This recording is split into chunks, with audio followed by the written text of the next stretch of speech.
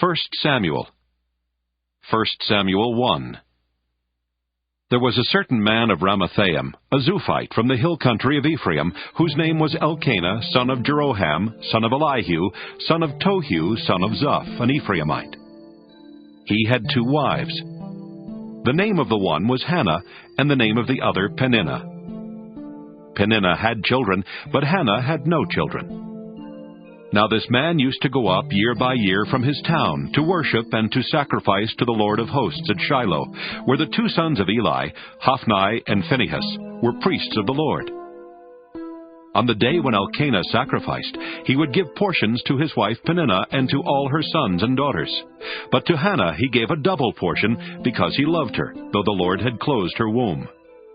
Her rival used to provoke her severely to irritate her, because the Lord had closed her womb. So it went on year by year. As often as she went up to the house of the Lord, she used to provoke her. Therefore Hannah wept and would not eat. Her husband Elkanah said to her, Hannah, why do you weep? Why do you not eat? Why is your heart sad? Am I not more to you than 10 sons? After they had eaten and drunk at Shiloh, Hannah rose and presented herself before the Lord. Now Eli the priest was sitting on the seat beside the doorpost of the temple of the Lord. She was deeply distressed, and prayed to the Lord, and wept bitterly. She made this vow, O Lord of hosts, if only you will look on the misery of your servant, and remember me, and not forget your servant, but will give to your servant a male child, then I will set him before you as a Nazirite until the day of his death. He shall drink neither wine nor intoxicants, and no razor shall touch his head. As she continued praying before the Lord, Eli observed her mouth. Hannah was praying silently, only her lips moved, but her voice was not heard. Therefore Eli thought she was drunk. So Eli said to her, How long will you make a drunken spectacle of yourself? Put away your wine. But Hannah answered, No, my Lord. I am a woman deeply troubled. I have drunk neither wine nor strong drink, but I have been pouring out my soul before the Lord. Do not regard your servant as a worthless woman, for I have been speaking out of my great anxiety and vexation all this time. Then Eli answered, Go in peace. The God of Israel grant the petition you have made to him. And she said, Let your servant find favor in your sight.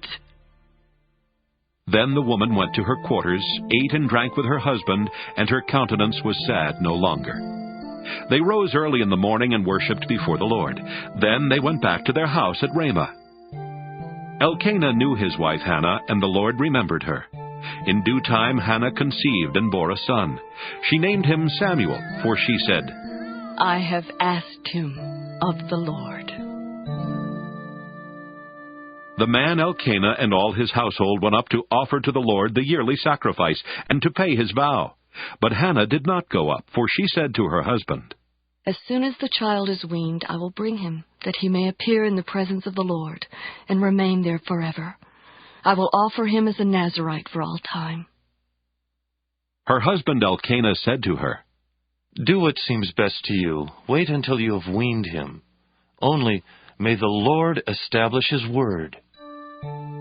So the woman remained and nursed her son until she weaned him. When she had weaned him, she took him up with her, along with a 3-year-old bull, an ephah of flour, and a skin of wine. She brought him to the house of the Lord at Shiloh, and the child was young. Then they slaughtered the bull, and they brought the child to Eli, and she said, O my Lord, as you live, my Lord, I am the woman who is standing here in your presence, praying to the Lord. For this child I prayed, and the Lord has granted me the petition that I made to him. Therefore I have lent him to the Lord. As long as he lives, he is given to the Lord. She left him there for the Lord. 1 Samuel 2. Hannah prayed and said, My heart exults in the Lord. My strength is exalted in my God. My mouth derides my enemies because I rejoice in my victory. There is no holy one like the Lord, no one besides you. There is no rock like our God. Talk no more so very proudly. Let not arrogance come from your mouth. For the Lord is a God of knowledge, and by him actions are weighed. The bows of the mighty are broken, but the feeble gird on strength. Those who were full have hired themselves out for bread, but those who were hungry are fat with spoil. The barren has borne 7, but she who has many children is forlorn. The Lord kills and brings to life. He brings down to Sheol and raises up. The Lord makes poor and makes rich. He brings low. He also exalts. He raises up the poor from the dust. He lifts the needy from the ash heap to make them sit with princes and inherit a seat of honor. For the pillars of the earth are the Lord's, and on them he has set the world. He will guard the feet of his faithful ones, but the wicked shall be cut off in darkness. For not by might does one prevail. The Lord, his adversaries shall be shattered. The Most High will thunder in heaven. The Lord will judge the ends of the earth. He will give strength to his king and exalt the power of his anointed. Then Elkanah went home to Ramah, while the boy remained to minister to the Lord in the presence of the priest Eli. Now the sons of Eli were scoundrels. They had no regard for the Lord or for the duties of the priests to the people. When anyone offered sacrifice, the priest's servant would come while the meat was boiling, with a 3-pronged fork in his hand, and he would thrust it into the pan or kettle or cauldron or pot. All that the fork brought up, the priest would take for himself.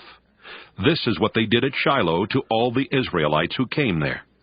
Moreover, before the fat was burned, the priest's servant would come and say to the one who was sacrificing, "Give meat for the priest to roast, for he will not accept boiled meat from you, but only raw."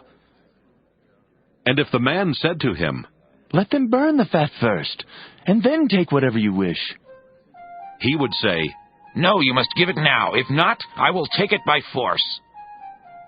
Thus the sin of the young men was very great in the sight of the Lord, for they treated the offerings of the Lord with contempt.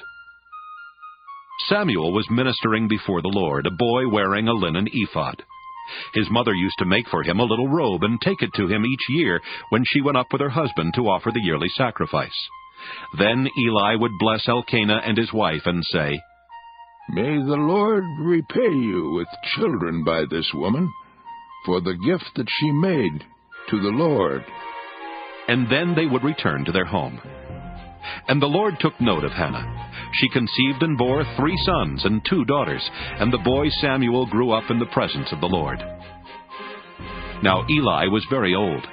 He heard all that his sons were doing to all Israel, and how they lay with the women who served at the entrance to the tent of meeting.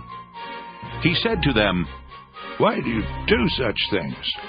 For I hear of your evil dealings from all these people. No, my sons, it is not a good report that I hear the people of the Lord spreading abroad. If one person sins against another, someone can intercede for the sinner with the Lord. But if someone sins against the Lord, who can make intercession?" But they would not listen to the voice of their father, for it was the will of the Lord to kill them. Now the boy Samuel continued to grow both in stature and in favor with the Lord and with the people.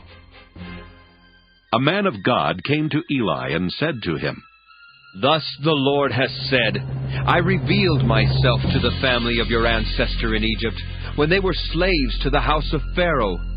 I chose him out of all the tribes of Israel to be my priest, to go up to my altar, to offer incense, to wear an ephod before me. And I gave to the family of your ancestor all my offerings by fire from the people of Israel. Why then look with greedy eye at my sacrifices and my offerings that I commanded, and honor your sons more than me by fattening yourselves on the choicest parts of every offering of my people Israel? Therefore, the Lord, the God of Israel, declares, I promised that your family and the family of your ancestors should go in and out before me forever. But now the Lord declares, Far be it from me. For those who honor me I will honor, and those who despise me shall be treated with contempt. See, a time is coming when I will cut off your strength and the strength of your ancestors' family, so that no one in your family will live to old age. Then in distress you will look with greedy eye on all the prosperity that shall be bestowed upon Israel, and no one in your family shall ever live to old age.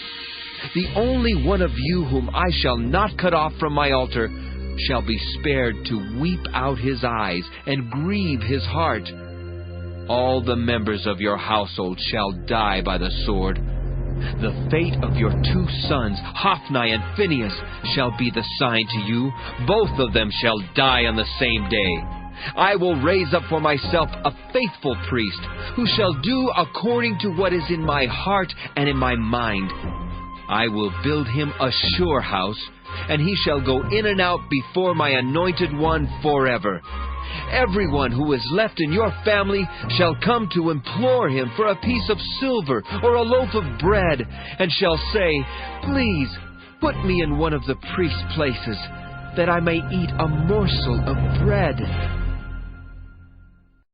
1 Samuel 3. Now the boy Samuel was ministering to the Lord under Eli.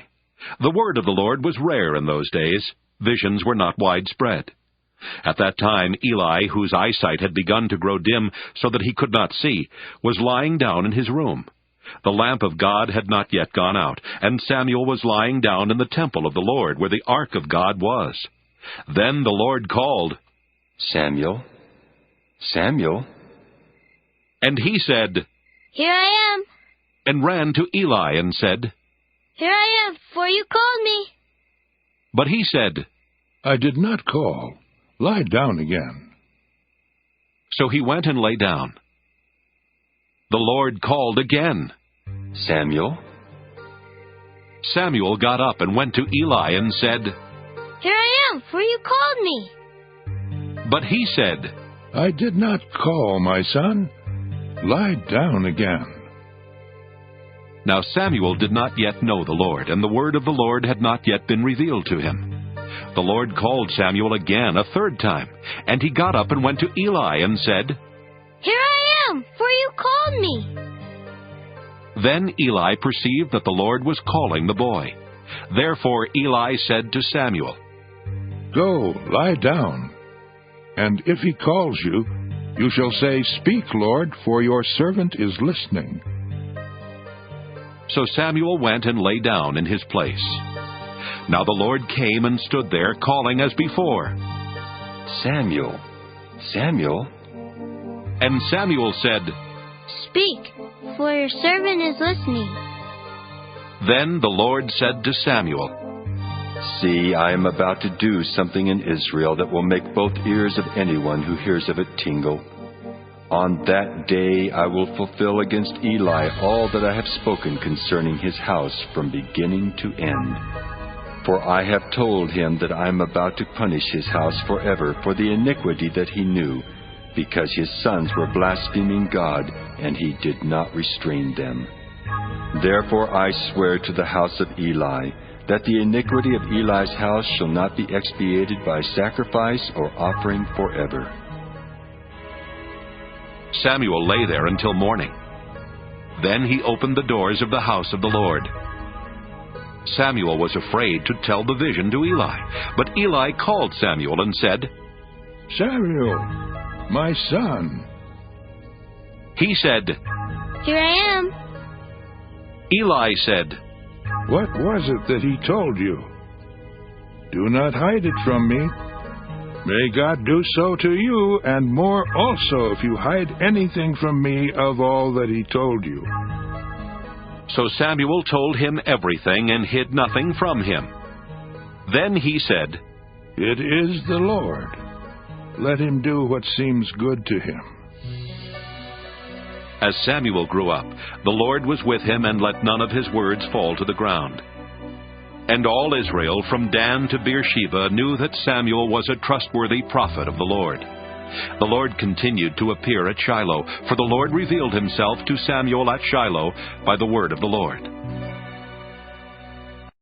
1 Samuel 4. And the word of Samuel came to all Israel. In those days the Philistines mustered for war against Israel, and Israel went out to battle against them. They encamped at Ebenezer, and the Philistines encamped at Aphek. The Philistines drew up in line against Israel, and when the battle was joined, Israel was defeated by the Philistines, who killed about 4,000 men on the field of battle. When the troops came to the camp, the elders of Israel said, "Why has the Lord put us to rout today before the Philistines? Let us bring the ark of the covenant of the Lord here from Shiloh, so that he may come among us and save us from the power of our enemies." So the people sent to Shiloh, and brought from there the ark of the covenant of the Lord of hosts, who is enthroned on the cherubim. The two sons of Eli, Hophni and Phinehas, were there with the ark of the covenant of God. When the ark of the covenant of the Lord came into the camp, all Israel gave a mighty shout, so that the earth resounded. When the Philistines heard the noise of the shouting, they said, "What does this great shouting in the camp of the Hebrews mean?" When they learned that the ark of the Lord had come to the camp, the Philistines were afraid, for they said, "Gods have come into the camp!" They also said, "Woe to us, for nothing like this has happened before. Woe to us! Who can deliver us from the power of these mighty gods? These are the gods who struck the Egyptians with every sort of plague in the wilderness. Take courage and be men, O Philistines, in order not to become slaves to the Hebrews as they have been to you. Be men and fight!" So the Philistines fought. Israel was defeated, and they fled, every one to his home. There was a very great slaughter, for there fell of Israel 30,000 foot soldiers. The ark of God was captured, and the two sons of Eli, Hophni and Phinehas, died. A man of Benjamin ran from the battle line and came to Shiloh the same day, with his clothes torn and with earth upon his head. When he arrived, Eli was sitting upon his seat by the road watching, for his heart trembled for the ark of God. When the man came into the city and told the news, all the city cried out. When Eli heard the sound of the outcry, he said, "What is this uproar?" Then the man came quickly and told Eli. Now Eli was 98 years old, and his eyes were set, so that he could not see. The man said to Eli, "I have just come from the battle. I fled from the battle today." He said, "How did it go, my son?" The messenger replied, "Israel has fled before the Philistines, and there has also been a great slaughter among the troops. Your two sons also, Hophni and Phinehas, are dead, and the ark of God has been captured." When he mentioned the ark of God, Eli fell over backward from his seat by the side of the gate, and his neck was broken, and he died, for he was an old man and heavy. He had judged Israel 40 years. Now his daughter-in-law, the wife of Phinehas, was pregnant, about to give birth. When she heard the news that the ark of God was captured, and that her father-in-law and her husband were dead, she bowed and gave birth, for her labor pains overwhelmed her. As she was about to die, the women attending her said to her, "Do not be afraid, for you have borne a son." But she did not answer or give heed. She named the child Ichabod, meaning, "The glory has departed from Israel," because the ark of God had been captured, and because of her father-in-law and her husband. She said, "The glory has departed from Israel, for the ark of God has been captured."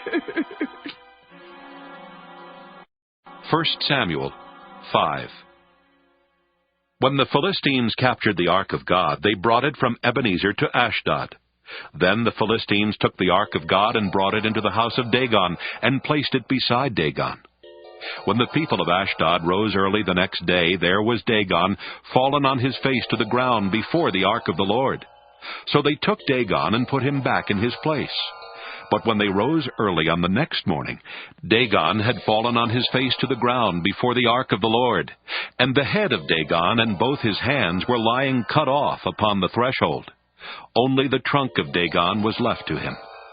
This is why the priests of Dagon and all who enter the house of Dagon do not step on the threshold of Dagon in Ashdod to this day. The hand of the Lord was heavy upon the people of Ashdod, and he terrified and struck them with tumors, both in Ashdod and in its territory. And when the inhabitants of Ashdod saw how things were, they said, "The ark of the God of Israel must not remain with us, for his hand is heavy on us and on our god Dagon." So they sent and gathered together all the lords of the Philistines, and said, "What shall we do with the ark of the God of Israel?"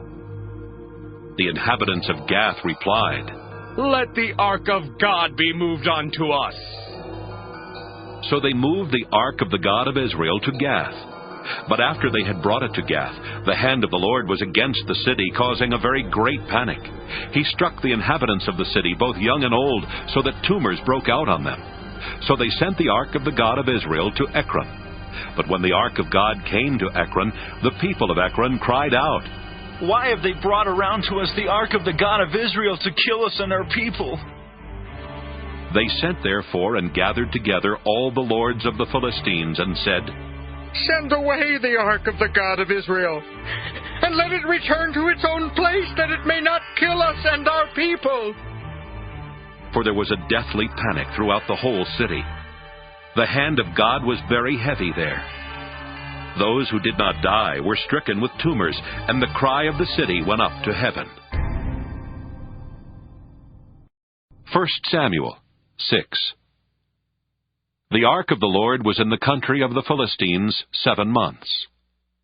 Then the Philistines called for the priests and the diviners and said, "What shall we do with the ark of the Lord? Tell us what we should send with it to its place." They said, "If you send away the ark of the God of Israel, do not send it empty, but by all means return him a guilt offering. Then you will be healed and will be ransomed. Will not his hand then turn from you?" And they said, "What is the guilt offering that we shall return to him?" They answered, 5 gold tumors and 5 gold mice, according to the number of the lords of the Philistines. For the same plague was upon all of you and upon your lords. So you must make images of your tumors, and images of your mice that ravage the land, and give glory to the God of Israel. Perhaps he will lighten his hand on you and your gods and your land. Why should you harden your hearts as the Egyptians and Pharaoh hardened their hearts? After he had made fools of them, did they not let the people go, and they departed? Now then, get ready a new cart and 2 milch cows that have never borne a yoke, and yoke the cows to the cart, but take the calves home, away from them. Take the ark of the Lord, and place it on the cart, and put in a box at its side the figures of gold, which you are returning to him as a guilt offering. Then send it off, and let it go its way. And watch, if it goes up on the way to its own land to Bethshemesh, then it is he who has done us this great harm. But if not, then we shall know that it is not his hand that struck us. It happened to us by chance." The men did so. They took 2 milch cows and yoked them to the cart and shut up their calves at home. They put the ark of the Lord on the cart, and the box with the gold mice and the images of their tumors. The cows went straight in the direction of Bethshemesh along one highway, lowing as they went. They turned neither to the right nor to the left, and the lords of the Philistines went after them as far as the border of Bethshemesh. Now the people of Bethshemesh were reaping their wheat harvest in the valley. When they looked up and saw the ark, they went with rejoicing to meet it. The cart came into the field of Joshua of Bethshemesh and stopped there. A large stone was there, so they split up the wood of the cart and offered the cows as a burnt offering to the Lord. The Levites took down the ark of the Lord and the box that was beside it, in which were the gold objects, and set them upon the large stone. Then the people of Bethshemesh offered burnt offerings and presented sacrifices on that day to the Lord. When the 5 lords of the Philistines saw it, they returned that day to Ekron. These are the gold tumors which the Philistines returned as a guilt offering to the Lord. 1 for Ashdod, 1 for Gaza, 1 for Ashkelon, 1 for Gath, 1 for Ekron. Also the gold mice according to the number of all the cities of the Philistines belonging to the 5 lords, both fortified cities and unwalled villages. The great stone beside which they set down the ark of the Lord is a witness to this day in the field of Joshua of Bethshemesh. The descendants of Jeconiah did not rejoice with the people of Bethshemesh when they greeted the ark of the Lord, and he killed 70 men of them. The people mourned because the Lord had made a great slaughter among the people. Then the people of Bethshemesh said, "Who is able to stand before the Lord, this holy God? To whom shall he go so that we may be rid of him?" So they sent messengers to the inhabitants of Kiriath-Jearim, saying, "The Philistines have returned the ark of the Lord. Come down and take it up to you." 1 Samuel 7.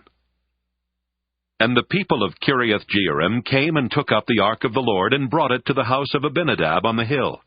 They consecrated his son Eleazar to have charge of the ark of the Lord. From the day that the ark was lodged at Kiriath-Jearim, a long time passed, some 20 years, and all the house of Israel lamented after the Lord. Then Samuel said to all the house of Israel, "If you are returning to the Lord with all your heart, then put away the foreign gods and the Astartes from among you. Direct your heart to the Lord, and serve him only, and he will deliver you out of the hand of the Philistines." So Israel put away the Baals and the Astartes, and they served the Lord only. Then Samuel said, "Gather all Israel at Mizpah, and I will pray to the Lord for you." So they gathered at Mizpah and drew water and poured it out before the Lord. They fasted that day and said, "We have sinned against the Lord." And Samuel judged the people of Israel at Mizpah. When the Philistines heard that the people of Israel had gathered at Mizpah, the lords of the Philistines went up against Israel. And when the people of Israel heard of it, they were afraid of the Philistines. The people of Israel said to Samuel, "Do not cease to cry out to the Lord our God for us, and pray that he may save us from the hand of the Philistines." So Samuel took a sucking lamb and offered it as a whole burnt offering to the Lord. Samuel cried out to the Lord for Israel, and the Lord answered him. As Samuel was offering up the burnt offering, the Philistines drew near to attack Israel. But the Lord thundered with a mighty voice that day against the Philistines and threw them into confusion, and they were routed before Israel. And the men of Israel went out of Mizpah and pursued the Philistines, and struck them down as far as beyond Beth-kar. Then Samuel took a stone and set it up between Mizpah and Jeshanah, and named it Ebenezer. For he said, "Thus far the Lord has helped us." So the Philistines were subdued and did not again enter the territory of Israel. The hand of the Lord was against the Philistines all the days of Samuel. The towns that the Philistines had taken from Israel were restored to Israel, from Ekron to Gath, and Israel recovered their territory from the hand of the Philistines. There was peace also between Israel and the Amorites. Samuel judged Israel all the days of his life. He went on a circuit year by year to Bethel, Gilgal, and Mizpah, and he judged Israel in all these places. Then he would come back to Ramah, for his home was there. He administered justice there to Israel, and built there an altar to the Lord. 1 Samuel 8. When Samuel became old, he made his sons judges over Israel. The name of his firstborn was Joel, and the name of his second Abijah. They were judges in Beersheba. Yet his sons did not follow in his ways, but turned aside after gain. They took bribes and perverted justice. Then all the elders of Israel gathered together and came to Samuel at Ramah and said to him, "You are old, and your sons do not follow in your ways. Appoint for us then a king to govern us like other nations." But the thing displeased Samuel when they said, "Give us a king to govern us." Samuel prayed to the Lord, and the Lord said to Samuel, "Listen to the voice of the people in all that they say to you. For they have not rejected you, but they have rejected me from being king over them." just as they have done to me from the day I brought them up out of Egypt to this day, forsaking me and serving other gods, so also they are doing to you. Now then listen to their voice. Only you shall solemnly warn them and show them the ways of the king who shall reign over them." So Samuel reported all the words of the Lord to the people who were asking him for a king. He said, "These will be the ways of the king who will reign over you. He will take your sons and appoint them to his chariots, and to be his horsemen, and to run before his chariots. And he will appoint for himself commanders of thousands and commanders of 50s, and some to plow his ground and to reap his harvest, and to make his implements of war and the equipment of his chariots. He will take your daughters to be perfumers and cooks and bakers. He will take the best of your fields and vineyards and olive orchards and give them to his courtiers. He will take 1/10 of your grain and of your vineyards and give it to his officers and his courtiers. He will take your male and female slaves and the best of your cattle and donkeys and put them to his work. He will take 1/10 of your flocks, and you shall be his slaves.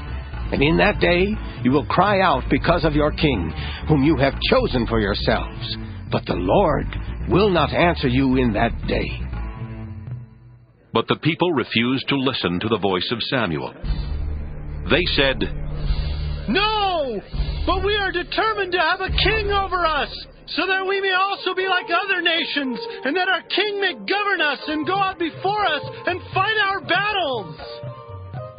When Samuel had heard all the words of the people, he repeated them in the ears of the Lord. The Lord said to Samuel, "Listen to their voice, and set a king over them." Samuel then said to the people of Israel, "Each of you return home." 1 Samuel 9. There was a man of Benjamin whose name was Kish, son of Abiel, son of Zeror, son of Bechorath, son of Aphiah, a Benjaminite, a man of wealth. He had a son whose name was Saul, a handsome young man. There was not a man among the people of Israel more handsome than he. He stood head and shoulders above everyone else. Now the donkeys of Kish, Saul's father, had strayed. So Kish said to his son Saul, "Take one of the boys with you. Go and look for the donkeys." He passed through the hill country of Ephraim, and passed through the land of Shalisha, but they did not find them. And they passed through the land of Shaalim, but they were not there. Then he passed through the land of Benjamin, but they did not find them. When they came to the land of Zuph, Saul said to the boy who was with him, "Let us turn back, or my father will stop worrying about the donkeys and worry about us." But he said to him, "There is a man of God in this town. He is a man held in honor. Whatever he says always comes true.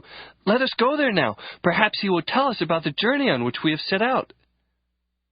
Then Saul replied to the boy, "But if we go, what can we bring the man? For the bread in our sacks is gone, and there is no present to bring to the man of God. What have we?" The boy answered Saul again, "Here, I have with me a 1/4 shekel of silver. I will give it to the man of God to tell us our way." Formerly in Israel, anyone who went to inquire of God would say, "Come, let us go to the seer," for the one who is now called a prophet was formerly called a seer.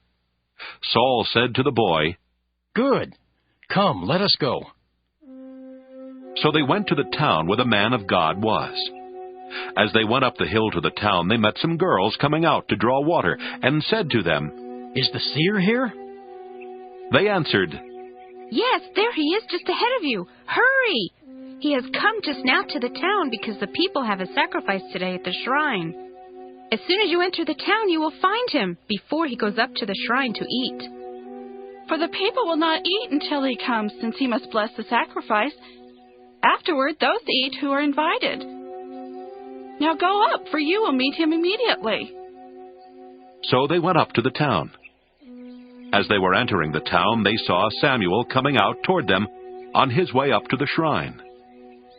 Now the day before Saul came, the Lord had revealed to Samuel, "Tomorrow about this time I will send to you a man from the land of Benjamin, and you shall anoint him to be ruler over my people Israel.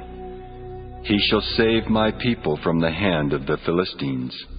For I have seen the suffering of my people, because their outcry has come to me.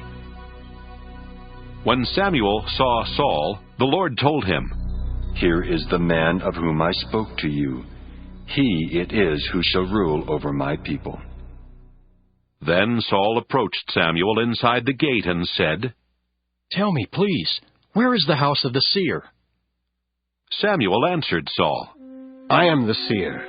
Go up before me to the shrine, for today you shall eat with me. And in the morning I will let you go, and will tell you all that is on your mind. As for your donkeys that were lost 3 days ago, give no further thought to them, for they have been found. And on whom is all Israel's desire fixed, if not on you and on all your ancestral house? Saul answered, I am only a Benjaminite, from the least of the tribes of Israel, and my family is the humblest of all the families of the tribe of Benjamin. Why then have you spoken to me in this way? Then Samuel took Saul and his servant boy and brought them into the hall, and gave them a place at the head of those who had been invited, of whom there were about 30. And Samuel said to the cook, Bring the portion I gave you, the one I asked you to put aside. The cook took up the thigh and what went with it, and set them before Saul. Samuel said, See, what was kept is set before you. Eat, for it is set before you at the appointed time, so that you might eat with the guests. So Saul ate with Samuel that day. When they came down from the shrine into the town, a bed was spread for Saul on the roof, and he lay down to sleep. Then at the break of dawn Samuel called to Saul upon the roof, Get up, so that I may send you on your way. Saul got up, and both he and Samuel went out into the street. As they were going down to the outskirts of the town, Samuel said to Saul, Tell the boy to go on before us, and when he has passed on, stop here yourself for a while, that I may make known to you the word of God. 1 Samuel 10. Samuel took a vial of oil and poured it on his head and kissed him. He said, The Lord has anointed you ruler over his people Israel. You shall reign over the people of the Lord, and you will save them from the hand of their enemies all around. Now this shall be the sign to you that the Lord has anointed you ruler over his heritage. When you depart from me today, you will meet 2 men by Rachel's tomb in the territory of Benjamin at Zelzah. They will say to you, The donkeys that you went to seek are found, and now your father has stopped worrying about them, and is worrying about you, saying, What shall I do about my son? Then you shall go on from there further, and come to the oak of Tabor. 3 men going up to God at Bethel will meet you there, one carrying 3 kids, another carrying 3 loaves of bread, and another carrying a skin of wine. They will greet you and give you 2 loaves of bread, which you shall accept from them. After that, you shall come to Gibeath Elohim, at the place where the Philistine garrison is. There, as you come to the town, you will meet a band of prophets coming down from the shrine with harp, tambourine, flute, and lyre, playing in front of them. They will be in a prophetic frenzy. Then the Spirit of the Lord will possess you, and you will be in a prophetic frenzy along with them, and be turned into a different person. Now, when these signs meet you, do whatever you see fit to do, for God is with you. And you shall go down to Gilgal ahead of me. Then I will come down to you to present burnt offerings and offer sacrifices of well-being. 7 days you shall wait, until I come to you and show you what you shall do. As he turned away to leave Samuel, God gave him another heart, and all these signs were fulfilled that day. When they were going from there to Gibeah, a band of prophets met him, and the Spirit of God possessed him, and he fell into a prophetic frenzy along with them. When all who knew him before saw how he prophesied with the prophets, the people said to one another, What has come over the son of Kish? Is Saul also among the prophets? A man of the place answered, And who is their father? Therefore it became a proverb, Is Saul also among the prophets? When his prophetic frenzy had ended, he went home. Saul's uncle said to him and to the boy, "Where did you go?" And he replied, "To seek the donkeys. And when we saw they were not to be found, we went to Samuel." Saul's uncle said, "Tell me what Samuel said to you." Saul said to his uncle, "He told us that the donkeys had been found." But about the matter of the kingship of which Samuel had spoken, he did not tell him anything. Samuel summoned the people to the Lord at Mizpah, and said to them, "Thus says the Lord, the God of Israel, I brought up Israel out of Egypt, and I rescued you from the hand of the Egyptians, and from the hand of all the kingdoms that were oppressing you. But today you have rejected your God, who saves you from all your calamities and your distresses, and you have said, 'No, but set a king over us.' Now therefore present yourselves before the Lord by your tribes and by your clans." Then Samuel brought all the tribes of Israel near, and the tribe of Benjamin was taken by lot. He brought the tribe of Benjamin near by its families, and the family of the Matrites was taken by lot. Finally he brought the family of the Matrites near, man by man, and Saul the son of Kish was taken by lot. But when they sought him, he could not be found. So they inquired again of the Lord, "Did the man come here?" And the Lord said, "See, he has hidden himself among the baggage." Then they ran and brought him from there. When he took his stand among the people, he was head and shoulders taller than any of them. Samuel said to all the people, "Do you see the one whom the Lord has chosen? There is no one like him among all the people." And all the people shouted, "Long live the king!" Samuel told the people the rights and duties of the kingship, and he wrote them in a book and laid it up before the Lord. Then Samuel sent all the people back to their homes. Saul also went to his home at Gibeah, and with him went warriors, whose hearts God had touched. But some worthless fellows said, "How can this man save us?" They despised him, and brought him no present, but he held his peace. Now Nahash, king of the Ammonites, had been grievously oppressing the Gadites and the Reubenites. He would gouge out the right eye of each of them, and would not grant Israel a deliverer. No one was left of the Israelites across the Jordan, whose right eye Nahash, king of the Ammonites, had not gouged out. But there were 7,000 men who had escaped from the Ammonites, and had entered Jabesh-Gilead. 1 Samuel 11. About a month later, Nahash the Ammonite went up and besieged Jabesh-Gilead, and all the men of Jabesh said to Nahash, "Make a treaty with us, and we will serve you." But Nahash the Ammonite said to them, "On this condition I will make a treaty with you, namely, that I gouge out everyone's right eye, and thus put disgrace upon all Israel." The elders of Jabesh said to him, "Give us 7 days' respite, that we may send messengers through all the territory of Israel. Then, if there is no one to save us, we will give ourselves up to you."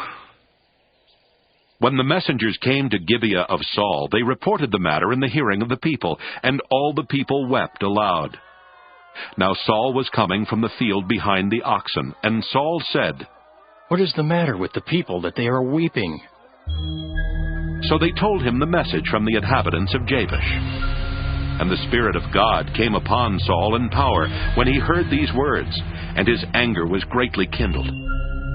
He took a yoke of oxen and cut them in pieces, and sent them throughout all the territory of Israel by messenger, saying, "Whoever does not come out after Saul and Samuel, so shall it be done to his oxen." Then the dread of the Lord fell upon the people, and they came out as one. When he mustered them at Bezek, those from Israel were 300,000, and those from Judah 70,000. They said to the messengers who had come, "Thus shall you say to the inhabitants of Jabesh-Gilead, tomorrow by the time the sun is hot, you shall have deliverance." When the messengers came and told the inhabitants of Jabesh, they rejoiced. So the inhabitants of Jabesh said, "Tomorrow we will give ourselves up to you, and you may do to us whatever seems good to you." The next day, Saul put the people in 3 companies. At the morning watch, they came into the camp and cut down the Ammonites until the heat of the day. And those who survived were scattered, so that no 2 of them were left together. The people said to Samuel, "Who is it that said, 'Shall Saul reign over us?' Give them to us, so that we may put them to death." But Saul said, "No one shall be put to death this day, for today the Lord has brought deliverance to Israel." Samuel said to the people, "Come, let us go to Gilgal, and there renew the kingship." So all the people went to Gilgal, and there they made Saul king before the Lord in Gilgal. There they sacrificed offerings of well-being before the Lord, and there Saul and all the Israelites rejoiced greatly. 1 Samuel 12. Samuel said to all Israel, "I have listened to you in all that you have said to me, and have set a king over you. See, it is the king who leads you now. I am old and gray, but my sons are with you. I have led you from my youth until this day. Here I am. Testify against me before the Lord and before his anointed. Whose ox have I taken? Or whose donkey have I taken? Or whom have I defrauded? Whom have I oppressed? Or from whose hand have I taken a bribe to blind my eyes with it? Testify against me, and I will restore it to you." They said, "You have not defrauded us or oppressed us or taken anything from the hand of anyone." He said to them, "The Lord is witness against you, and his anointed is witness this day, that you have not found anything in my hand." And they said, "He is witness." Samuel said to the people, "The Lord is witness, who appointed Moses and Aaron and brought your ancestors up out of the land of Egypt. Now, therefore, take your stand, so that I may enter into judgment with you before the Lord. And I will declare to you all the saving deeds of the Lord that he performed for you and for your ancestors. When Jacob went into Egypt, and the Egyptians oppressed them, then your ancestors cried to the Lord, and the Lord sent Moses and Aaron, who brought forth your ancestors out of Egypt, and settled them in this place. But they forgot the Lord their God, and he sold them into the hand of Sisera, commander of the army of King Jabin of Hazor, and into the hand of the Philistines, and into the hand of the king of Moab. And they fought against them. Then they cried to the Lord and said, 'We have sinned, because we have forsaken the Lord, and have served the Baals and the Astartes. But now rescue us out of the hand of our enemies, and we will serve you.'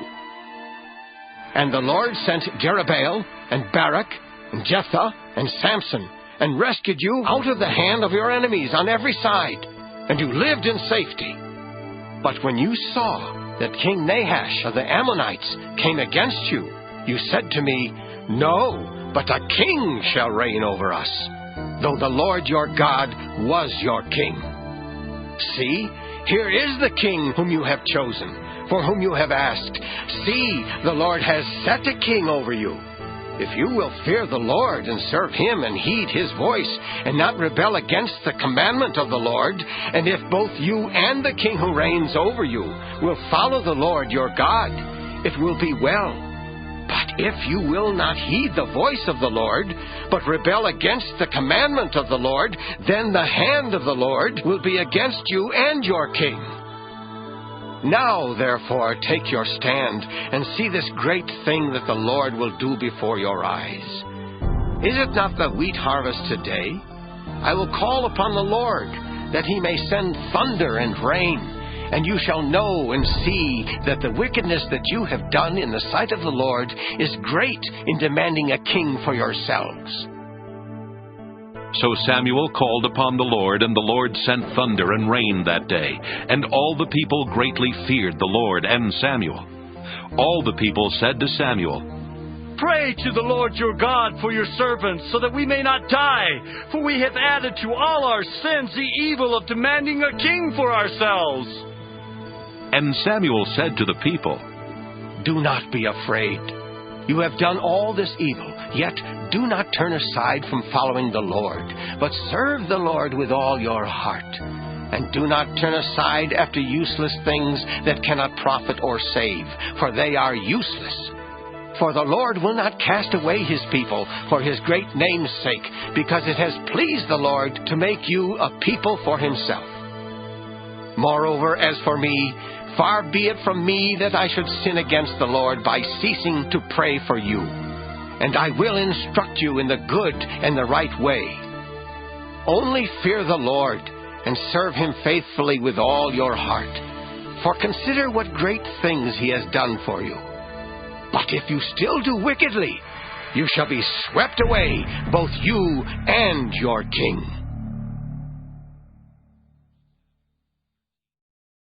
1 Samuel 13. Saul was number unknown, years old when he began to reign, and he reigned unknown number, and 2 years over Israel. Saul chose 3,000 out of Israel. 2,000 were with Saul in Michmash and the hill country of Bethel, and 1,000 were with Jonathan in Gibeah of Benjamin. The rest of the people he sent home to their tents. Jonathan defeated the garrison of the Philistines that was at Geba, and the Philistines heard of it. And Saul blew the trumpet throughout all the land, saying, "Let the Hebrews hear!" When all Israel heard that Saul had defeated the garrison of the Philistines, and also that Israel had become odious to the Philistines, the people were called out to join Saul at Gilgal. The Philistines mustered to fight with Israel 30,000 chariots and 6,000 horsemen, and troops like the sand on the seashore in multitude. They came up and encamped at Michmash, to the east of Bethaven. When the Israelites saw that they were in distress, for the troops were hard-pressed, the people hid themselves in caves, and in holes, and in rocks, and in tombs, and in cisterns. Some Hebrews crossed the Jordan to the land of Gad and Gilead. Saul was still at Gilgal, and all the people followed him, trembling. He waited 7 days, the time appointed by Samuel. But Samuel did not come to Gilgal, and the people began to slip away from Saul. So Saul said, "Bring the burnt offering here to me, and the offerings of well-being." And he offered the burnt offering. As soon as he had finished offering the burnt offering, Samuel arrived. And Saul went out to meet him and salute him. Samuel said, "What have you done?" Saul replied, "When I saw that the people were slipping away from me, and that you did not come within the days appointed, and that the Philistines were mustering at Michmash, I said, 'Now the Philistines will come down upon me at Gilgal, and I have not entreated the favor of the Lord.'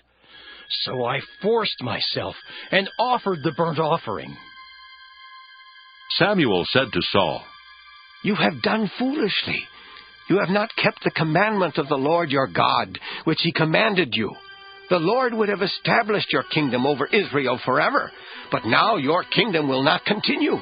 The Lord has sought out a man after his own heart, and the Lord has appointed him to be ruler over his people, because you have not kept what the Lord commanded you."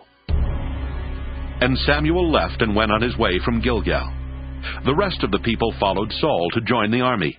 They went up from Gilgal toward Gibeah of Benjamin. Saul counted the people who were present with him, about 600 men. Saul, his son Jonathan, and the people who were present with them stayed in Geba of Benjamin. But the Philistines encamped at Michmash. And raiders came out of the camp of the Philistines in 3 companies. One company turned toward Ophrah, to the land of Shul. Another company turned toward Beth-horon. And another company turned toward the mountain that looks down upon the valley of Zeboim toward the wilderness.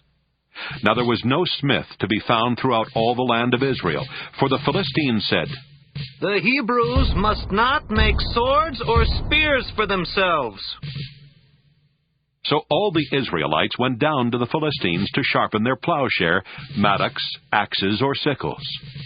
The charge was 2/3 of a shekel for the plowshares and for the mattocks, and 1/3 of a shekel for sharpening the axes and for setting the goads. So on the day of the battle, neither sword nor spear was to be found in the possession of any of the people with Saul and Jonathan, but Saul and his son Jonathan had them. Now a garrison of the Philistines had gone out to the pass of Michmash. 1 Samuel 14. One day Jonathan, son of Saul, said to the young man who carried his armor, "Come, let us go over to the Philistine garrison on the other side." But he did not tell his father.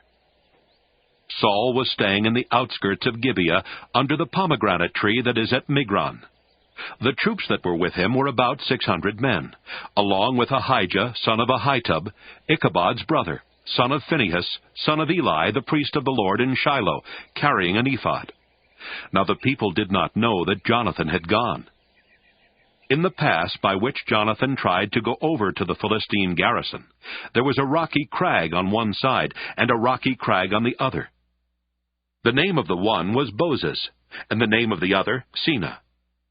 One crag rose on the north in front of Michmash, and the other on the south in front of Geba. Jonathan said to the young man who carried his armor, "Come, let us go over to the garrison of these uncircumcised. It may be that the Lord will act for us, for nothing can hinder the Lord from saving by many or by few." His armor-bearer said to him, "Do all that your mind inclines to. I am with you. As your mind is, so is mine." Then Jonathan said, "Now we will cross over to those men and will show ourselves to them. If they say to us, 'Wait until we come to you,' then we will stand still in our place and we will not go up to them. But if they say, 'Come up to us,' then we will go up, for the Lord has given them into our hand. That will be the sign for us." So both of them showed themselves to the garrison of the Philistines. And the Philistines said, "Look, Hebrews are coming out of the holes where they have hidden themselves." The men of the garrison hailed Jonathan and his armor-bearer, saying, "Come up to us, and we will show you something." Jonathan said to his armor-bearer, "Come up after me, for the Lord has given them into the hand of Israel." Then Jonathan climbed up on his hands and feet, with his armor-bearer following after him. The Philistines fell before Jonathan, and his armor-bearer coming after him killed them.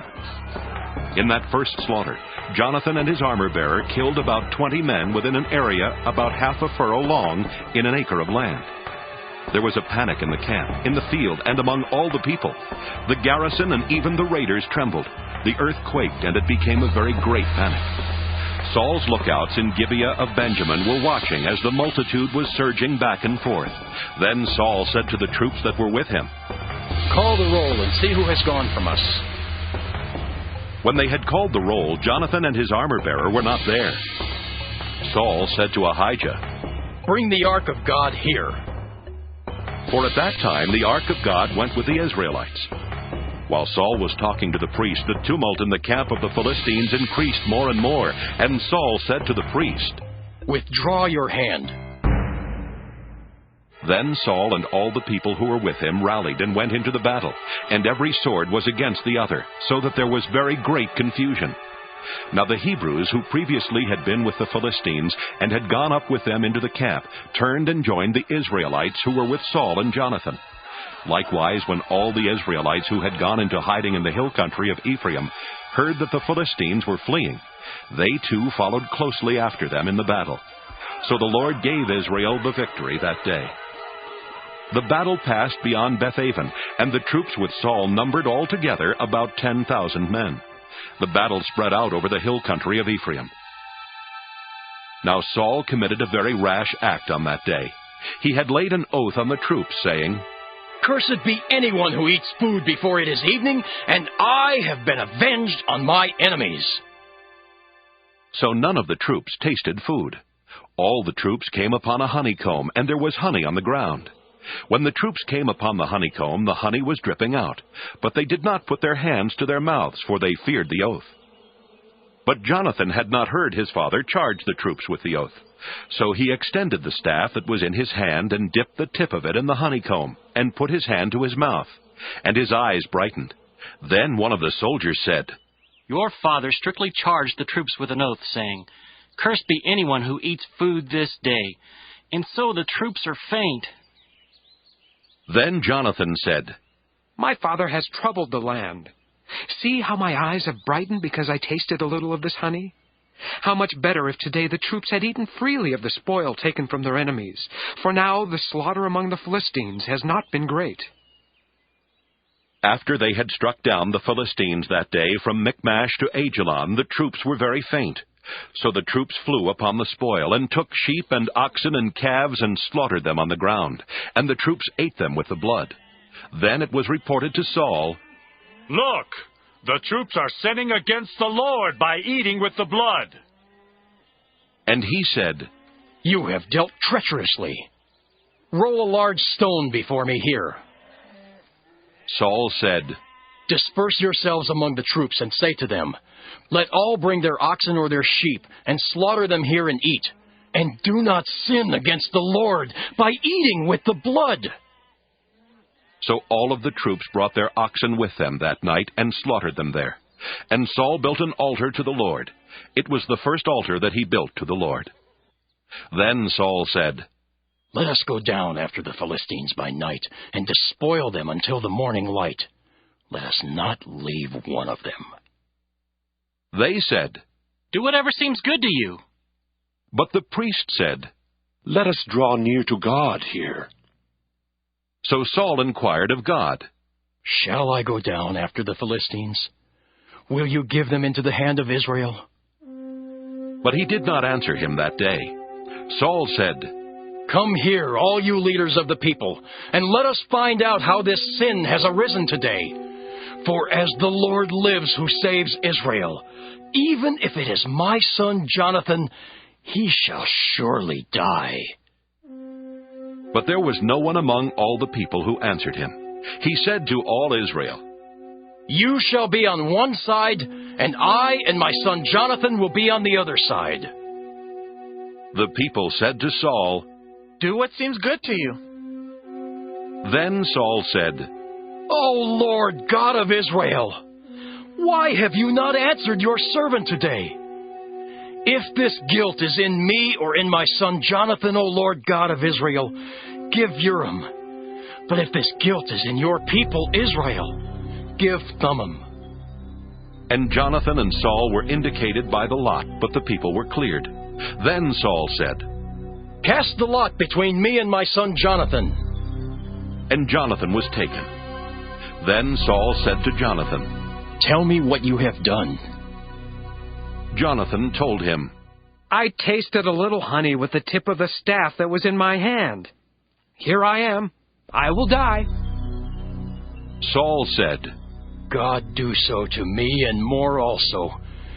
You shall surely die, Jonathan." Then the people said to Saul, "Shall Jonathan die, who has accomplished this great victory in Israel? Far from it. As the Lord lives, not one hair of his head shall fall to the ground, for he has worked with God today." So the people ransomed Jonathan, and he did not die. Then Saul withdrew from pursuing the Philistines, and the Philistines went to their own place. When Saul had taken the kingship over Israel, he fought against all his enemies on every side, against Moab, against the Ammonites, against Edom, against the kings of Zobah, and against the Philistines. Wherever he turned, he routed them. He did valiantly and struck down the Amalekites, and rescued Israel out of the hands of those who plundered them.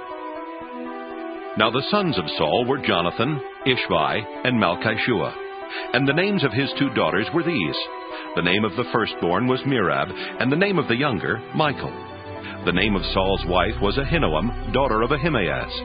And the name of the commander of his army was Abner, son of Ner, Saul's uncle. Kish was the father of Saul, and Ner, the father of Abner, was the son of Abiel. There was hard fighting against the Philistines all the days of Saul. And when Saul saw any strong or valiant warrior, he took him into his service. 1 Samuel 15. Samuel said to Saul, "The Lord sent me to anoint you king over his people Israel. Now, therefore, listen to the words of the Lord. Thus says the Lord of hosts, I will punish the Amalekites for what they did in opposing the Israelites when they came up out of Egypt. Now go and attack Amalek and utterly destroy all that they have. Do not spare them, but killed both man and woman, child and infant, ox and sheep, camel and donkey. So Saul summoned the people and numbered them in Telaim, 200,000 foot soldiers and 10,000 soldiers of Judah. Saul came to the city of the Amalekites and lay in wait in the valley. Saul said to the Kenites, Go, leave, withdraw from among the Amalekites, or I will destroy you with them. For you showed kindness to all the people of Israel when they came up out of Egypt. So the Kenites withdrew from the Amalekites. Saul defeated the Amalekites from Havilah as far as Shur, which is east of Egypt. He took King Agag of the Amalekites alive, but utterly destroyed all the people with the edge of the sword. Saul and the people spared Agag, and the best of the sheep and of the cattle and of the fatlings, and the lambs and all that was valuable, and would not utterly destroy them. All that was despised and worthless they utterly destroyed. The word of the Lord came to Samuel. I regret that I made Saul king, for he has turned back from following me, and has not carried out my commands. Samuel was angry, and he cried out to the Lord all night. Samuel rose early in the morning to meet Saul, and Samuel was told, Saul went to Carmel, where he set up a monument for himself, and on returning, he passed on down to Gilgal.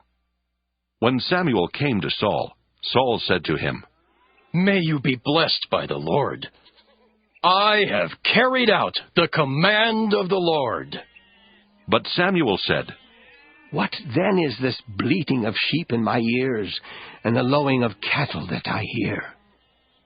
Saul said, They have brought them from the Amalekites, for the people spared the best of the sheep and the cattle to sacrifice to the Lord your God. But the rest we have utterly destroyed. Then Samuel said to Saul, Stop! I will tell you what the Lord said to me last night. He replied, Speak. Samuel said, Though you are little in your own eyes, are you not the head of the tribes of Israel? The Lord anointed you king over Israel, and the Lord sent you on a mission and said, Go, utterly destroy the sinners, the Amalekites, and fight against them until they are consumed. Why then did you not obey the voice of the Lord? Why did you swoop down on the spoil and do what was evil in the sight of the Lord? Saul said to Samuel, I have obeyed the voice of the Lord. I have gone on the mission on which the Lord sent me. I have brought Agag, the king of Amalek, and I have utterly destroyed the Amalekites. But from the spoil, the people took sheep and cattle, the best of the things devoted to destruction, to sacrifice to the Lord your God in Gilgal. And Samuel said, Has the Lord as great delight in burnt offerings and sacrifices as in obeying the voice of the Lord? Surely to obey is better than sacrifice, and to heed than the fat of rams. For rebellion is no less a sin than divination, and stubbornness is like iniquity and idolatry. Because you have rejected the word of the Lord, he has also rejected you from being king. Saul said to Samuel, I have sinned, for I have transgressed the commandment of the Lord and your words, because I feared the people and obeyed their voice. Now, therefore, I pray, pardon my sin and return with me, so that I may worship the Lord. Samuel said to Saul, I will not return with you, for you have rejected the word of the Lord, and the Lord has rejected you from being king over Israel. As Samuel turned to go away, Saul caught hold of the hem of his robe, and it tore. And Samuel said to him, The Lord has torn the kingdom of Israel from you this very day, and has given it to a neighbor of yours who is better than you. Moreover, the glory of Israel will not recant or change his mind, for he is not a mortal that he should change his mind. Then Saul said, I have sinned, yet honor me now before the elders of my people and before Israel, and return with me that I may worship the Lord your God. So Samuel turned back after Saul, and Saul worshipped the Lord.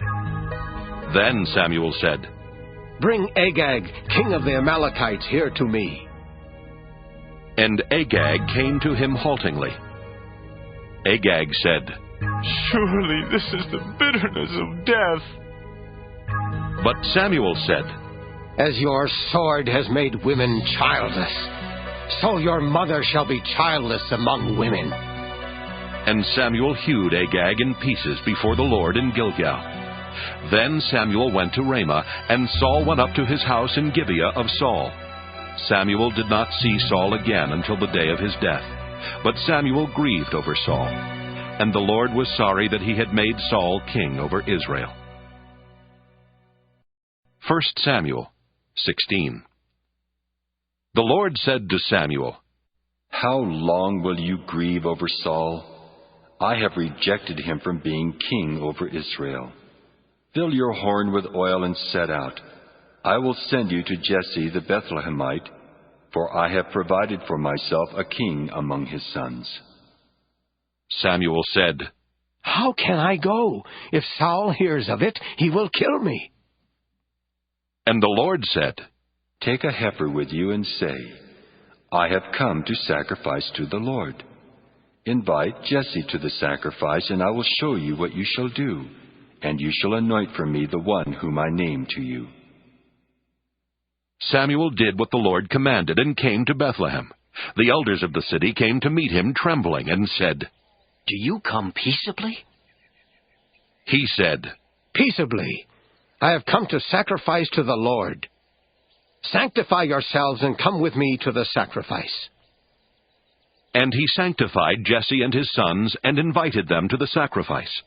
When they came, he looked on Eliab and thought, "Surely the Lord's anointed is now before the Lord." But the Lord said to Samuel, "Do not look on his appearance or on the height of his stature, because I have rejected him. For the Lord does not see as mortals see. They look on the outward appearance, but the Lord looks on the heart." Then Jesse called Abinadab and made him pass before Samuel. He said, "Neither has the Lord chosen this one." Then Jesse made Shammah pass by, and he said, "Neither has the Lord chosen this one." Jesse made 7 of his sons pass before Samuel, and Samuel said to Jesse, "The Lord has not chosen any of these." Samuel said to Jesse, "Are all your sons here?" And he said, "There remains yet the youngest, but he's keeping the sheep."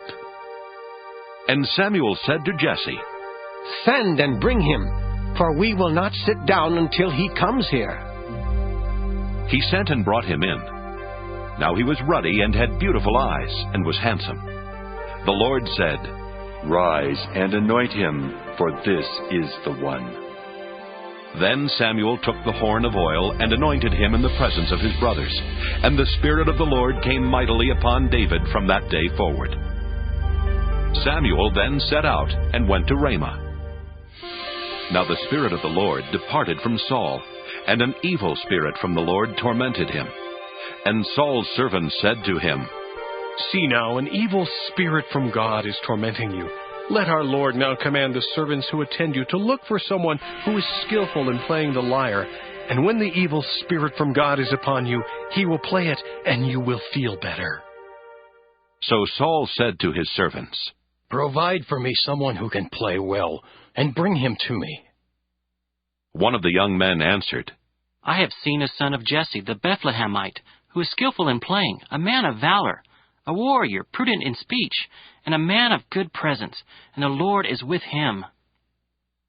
So Saul sent messengers to Jesse and said, "Send me your son David, who is with the sheep." Jesse took a donkey loaded with bread, a skin of wine, and a kid, and sent them by his son David to Saul. And David came to Saul and entered his service. Saul loved him greatly, and he became his armor-bearer. Saul sent to Jesse, saying, "Let David remain in my service, for he has found favor in my sight." And whenever the evil spirit from God came upon Saul, David took the lyre and played it with his hand, and Saul would be relieved and feel better, and the evil spirit would depart from him. 1 Samuel 17. Now the Philistines gathered their armies for battle. They were gathered at Soko, which belongs to Judah, and encamped between Soko and Azekah in Ephes Dammim. Saul and the Israelites gathered and encamped in the valley of Elah, and formed ranks against the Philistines. The Philistines stood on the mountain on the one side, and Israel stood on the mountain on the other side, with a valley between them. And there came out from the camp of the Philistines a champion named Goliath of Gath, whose height was 6 cubits and a span. He had a helmet of bronze on his head, and he was armed with a coat of mail. The weight of the coat was 5,000 shekels of bronze. He had greaves of bronze on his legs, and a javelin of bronze slung between his shoulders. The shaft of his spear was like a weaver's beam, and his spear's head weighed 600 shekels of iron, and his shield-bearer went before him. He stood and shouted to the ranks of Israel, "Why have you come out to draw up for battle? Am I not a Philistine, and are you not servants of Saul? Choose a man for yourselves, and let him come down to me. If he is able to fight with me and kill me, then we will be your servants. But if I prevail against him and kill him, then you shall be our servants and serve us."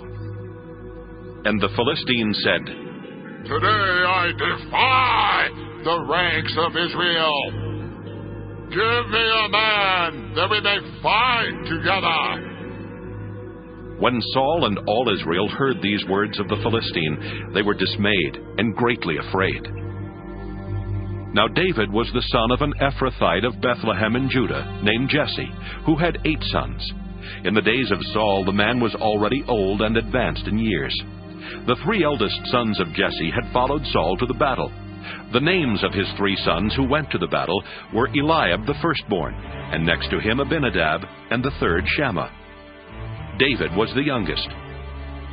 The 3 eldest followed Saul, but David went back and forth from Saul to feed his father's sheep at Bethlehem.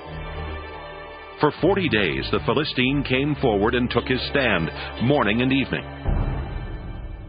Jesse said to his son David, "Take for your brothers an ephah of this parched grain and these 10 loaves, and carry them quickly to the camp, to your brothers. Also take these 10 cheeses to the commander of their 1,000. See how your brothers fare, and bring some token from them." Now Saul and they and all the men of Israel were in the valley of Elah, fighting with the Philistines. David rose early in the morning, left the sheep with a keeper, took the provisions, and went as Jesse had commanded him. He came to the encampment as the army was going forth to the battle line, shouting the war cry. Israel and the Philistines drew up for battle, army against army. David left the things in charge of the keeper of the baggage, ran to the ranks, and went and greeted his brothers. As he talked with them, the champion, the Philistine of Gath, Goliath by name, came up out of the ranks of the Philistines and spoke the same words as before, and David heard him. All the Israelites, when they saw the man, fled from him and were very much afraid. The Israelites said, "Have you seen this man who has come up? Surely he has come up to defy Israel. The king will greatly enrich the man who kills him, and will give him his daughter, and make his family free in Israel." David said to the men who stood by him, "What shall be done for the man who kills this Philistine, and takes away the reproach from Israel? For who is this uncircumcised Philistine, that he should defy the armies of the living God?" The people answered him in the same way, "So shall it be done for the man who kills him." His eldest brother Eliab heard him talking to the men, and Eliab's anger was kindled against David. He said, "Why have you come down? With whom have you left those few sheep in the wilderness? I know your presumption and the evil of your heart, for you have come down just to see the battle." David said, "What have I done now? It was only a question." He turned away from him toward another and spoke in the same way, and the people answered him again as before. When the words that David spoke were heard, they repeated them before Saul, and he sent for him. David said to Saul, "Let no one's heart fail because of him. Your servant will go and fight with this Philistine." Saul said to David, You are not able to go against this Philistine to fight with him, for you are just a boy, and he has been a warrior from his youth." But David said to Saul, "Your servant used to keep sheep for his father, and whenever a lion or a bear came and took a lamb from the flock, I went after it and struck it down, rescuing the lamb from its mouth. And if it turned against me, I would catch it by the jaw, strike it down, and kill it. Your servant has killed both lions and bears, and this uncircumcised Philistine shall be like one of them, since he has defied the armies of the living God." David said, "The Lord, who saved me from the paw of the lion and from the paw of the bear, will save me from the hand of this Philistine." So Saul said to David, "Go, and may the Lord be with you." Saul clothed David with his armor. He put a bronze helmet on his head and clothed him with a coat of mail. David strapped Saul's sword over the armor, and he tried in vain to walk, for he was not used to them. Then David said to Saul, "I cannot walk with these, for I'm not used to them." So David removed them. Then he took his staff in his hand and chose 5 smooth stones from the wadi and put them in his shepherd's bag in the pouch. His sling was in his hand, and he drew near to the Philistine.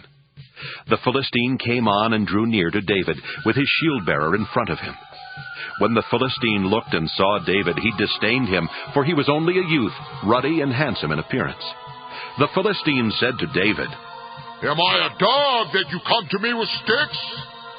And the Philistine cursed David by his gods.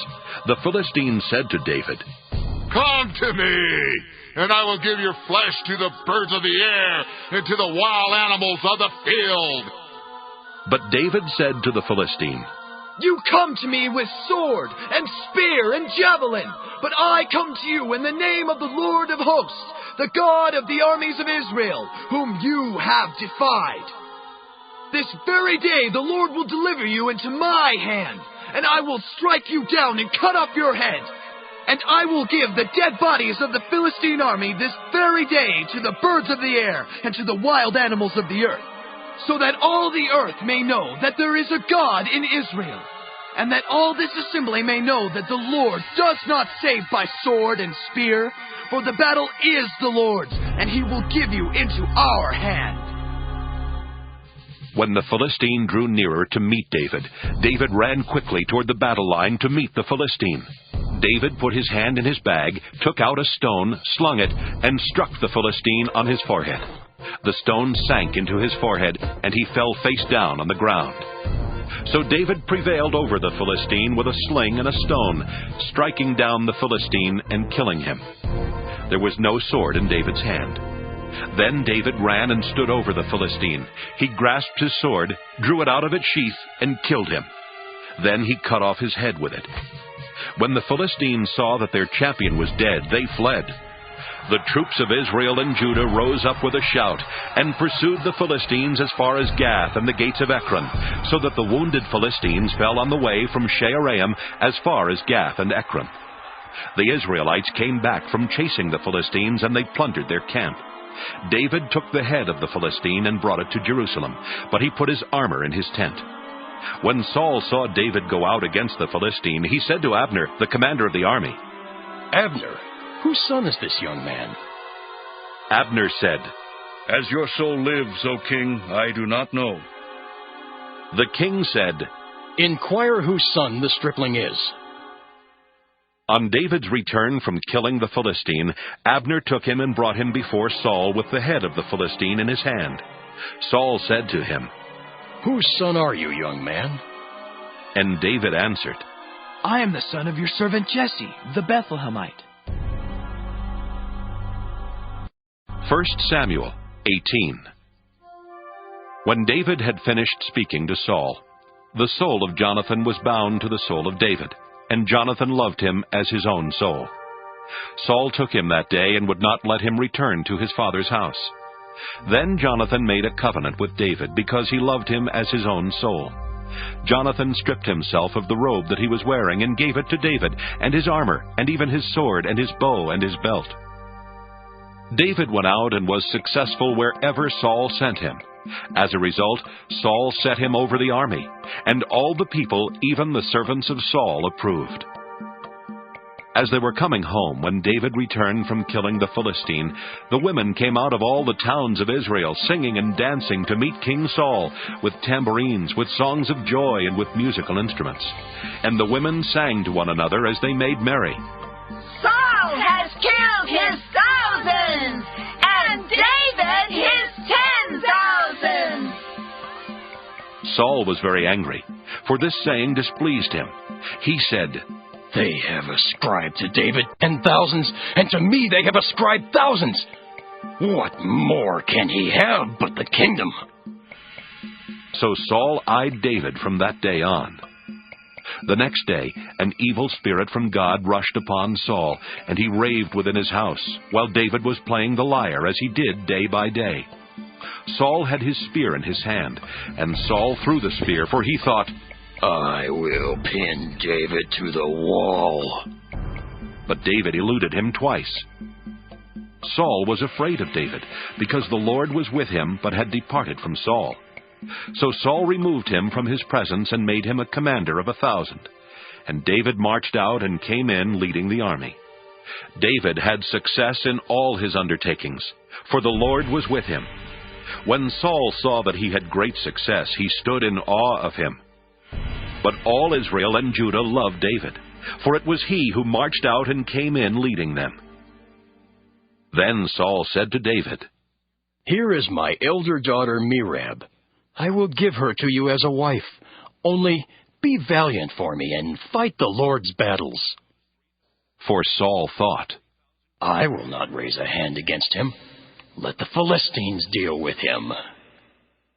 David said to Saul, "Who am I, and who are my kinsfolk, my father's family in Israel, that I should be son-in-law to the king?" But at the time when Saul's daughter Merab should have been given to David, she was given to Adriel, the Maholathite, as a wife. Now Saul's daughter Michal loved David. Saul was told, and the thing pleased him.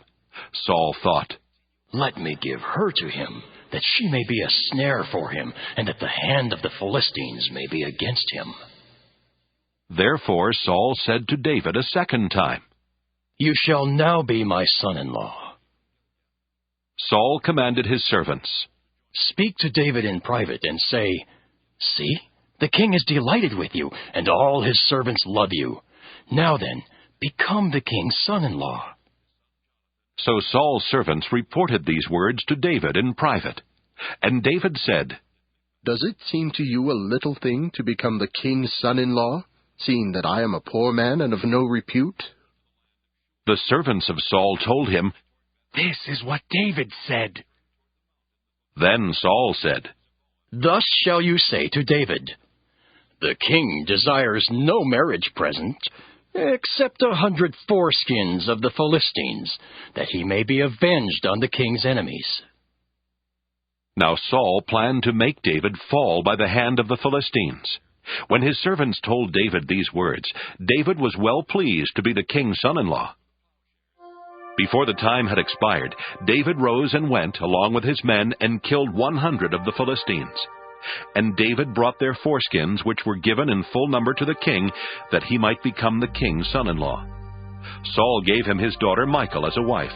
But when Saul realized that the Lord was with David, and that Saul's daughter Michal loved him, Saul was still more afraid of David. So Saul was David's enemy from that time forward. Then the commanders of the Philistines came out to battle, and as often as they came out, David had more success than all the servants of Saul, so that his fame became very great. 1 Samuel 19. Saul spoke with his son Jonathan and with all his servants about killing David. But Saul's son Jonathan took great delight in David. Jonathan told David, "My father Saul is trying to kill you. Therefore be on guard tomorrow morning. Stay in a secret place and hide yourself. I will go out and stand beside my father in the field where you are, and I will speak to my father about you. If I learn anything, I will tell you." Jonathan spoke well of David to his father Saul, saying to him, "The king should not sin against his servant David, because he has not sinned against you, and because his deeds have been of good service to you.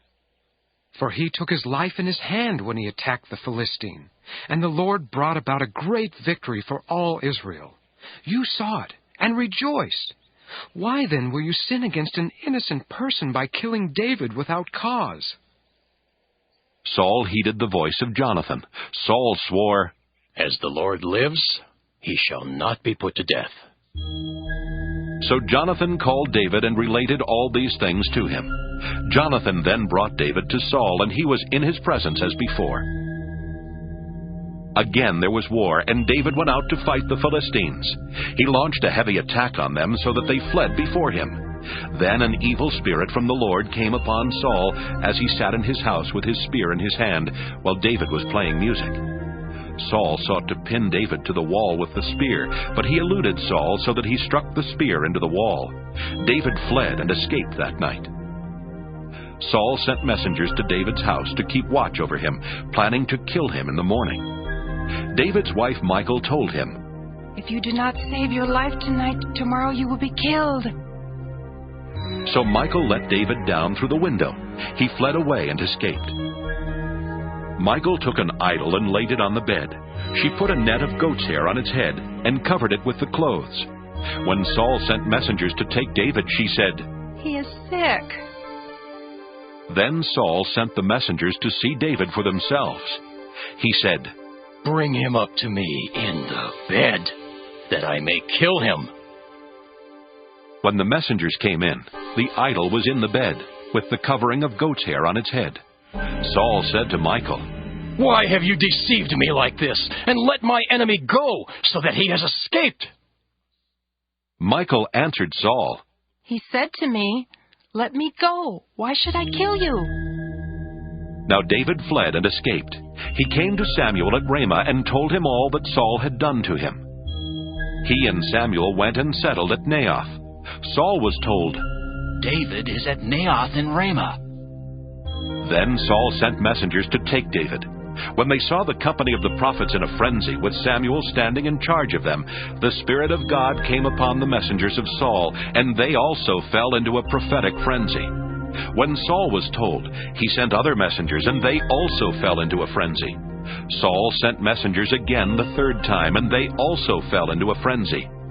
Then he himself went to Ramah. He came to the great well that is in Secu. He asked, "Where are Samuel and David?" And someone said, "They are at Naioth in Ramah." He went there toward Naioth in Ramah, and the Spirit of God came upon him. As he was going, he fell into a prophetic frenzy until he came to Naioth in Ramah. He too stripped off his clothes, and he too fell into a frenzy before Samuel. He lay naked all that day and all that night. Therefore it is said, "Is Saul also among the prophets?" 1 Samuel 20. David fled from Naioth in Ramah. He came before Jonathan and said, "What have I done? What is my guilt? And what is my sin against your father that he is trying to take my life?" He said to him, "Far from it. You shall not die. My father does nothing, either great or small, without disclosing it to me. And why should my father hide this from me? Never." But David also swore, "Your father knows well that you like me, and he thinks, 'Do not let Jonathan know this, or he will be grieved.' But truly, as the Lord lives, and as you yourself live, there is but a step between me and death." Then Jonathan said to David, "Whatever you say, I will do for you." David said to Jonathan, "Tomorrow is the new moon, and I should not fail to sit with the king at the meal. But let me go so that I may hide in the field until the third evening. If your father misses me at all, then say, 'David earnestly asked leave of me to run to Bethlehem, his city, for there is a yearly sacrifice there for all the family.' If he says, 'Good,' it will be well with your servant. But if he is angry, then know that evil has been determined by him. Therefore deal kindly with your servant, for you have brought your servant into a sacred covenant with you. But if there is guilt in me, kill me yourself. Why should you bring me to your father?" Jonathan said, Far be it from you! If I knew that it was decided by my father that evil should come upon you, would I not tell you? Then David said to Jonathan, Who will tell me if your father answers you harshly? Jonathan replied to David, Come, let us go out into the field. So they both went out into the field. Jonathan said to David, By the Lord, the God of Israel, when I have sounded out my father about this time tomorrow or on the third day, if he is well disposed toward David, shall I not then send and disclose it to you? But if my father intends to do you harm, the Lord do so to Jonathan, and more also, if I do not disclose it to you and send you away so that you may go in safety. May the Lord be with you as he has been with my father. If I am still alive, show me the faithful love of the Lord. But if I die, never cut off your faithful love from my house, even if the Lord were to cut off every one of the enemies of David from the face of the earth. Thus Jonathan made a covenant with the house of David, saying, May the Lord seek out the enemies of David. Jonathan made David swear again by his love for him, for he loved him as he loved his own life. Jonathan said to him, Tomorrow is the new moon. You will be missed because your place will be empty. On the day after tomorrow, you shall go a long way down. Go to the place where you hid yourself earlier and remain beside the stone there. I will shoot 3 arrows to the side of it, as though I shot at a mark. Then I will send the boys, saying, Go find the arrows. If I say to the boy, Look, the arrows are on this side of you, collect them, then you are to come, for as the Lord lives, it is safe for you and there is no danger. But if I say to the young man, Look, the arrows are beyond you, then go, for the Lord has sent you away. As for the matter about which you and I have spoken, the Lord is witness between you and me forever. So David hid himself in the field. When the new moon came, the king sat at the feast to eat. The king sat upon his seat, as at other times, upon the seat by the wall. Jonathan stood, while Abner sat by Saul's side, but David's place was empty. Saul did not say anything that day, for he thought, Something has befallen him. He is not clean. Surely he is not clean. But on the second day, the day after the new moon, David's place was empty. And Saul said to his son Jonathan, Why has the son of Jesse not come to the feast, either yesterday or today? Jonathan answered Saul, David earnestly asked leave of me to go to Bethlehem. He said, Let me go, for our family is holding a sacrifice in the city, and my brother has commanded me to be there. So now if I have found favor in your sight, let me get away and see my brothers. For this reason he has not come to the king's table. Then Saul's anger was kindled against Jonathan. He said to him, You son of a perverse, rebellious woman! Do I not know that you have chosen the son of Jesse to your own shame and to the shame of your mother's nakedness? For as long as the son of Jesse lives upon the earth, neither you nor your kingdom shall be established. Now send and bring him to me, for he shall surely die. Then Jonathan answered his father Saul, Why should he be put to death? What has he done? But Saul threw his spear at him to strike him. So Jonathan knew that it was the decision of his father to put David to death. Jonathan rose from the table in fierce anger and ate no food on the second day of the month, for he was grieved for David, and because his father had disgraced him. In the morning Jonathan went out into the field to the appointment with David, and with him was a little boy. He said to the boy, Run, and find the arrows that I shoot. As the boy ran, he shot an arrow beyond him. When the boy came to the place where Jonathan's arrow had fallen, Jonathan called after the boy and said, Is the arrow not beyond you? Jonathan called after the boy, Hurry! Be quick! Do not linger! So Jonathan's boy gathered up the arrows and came to his master.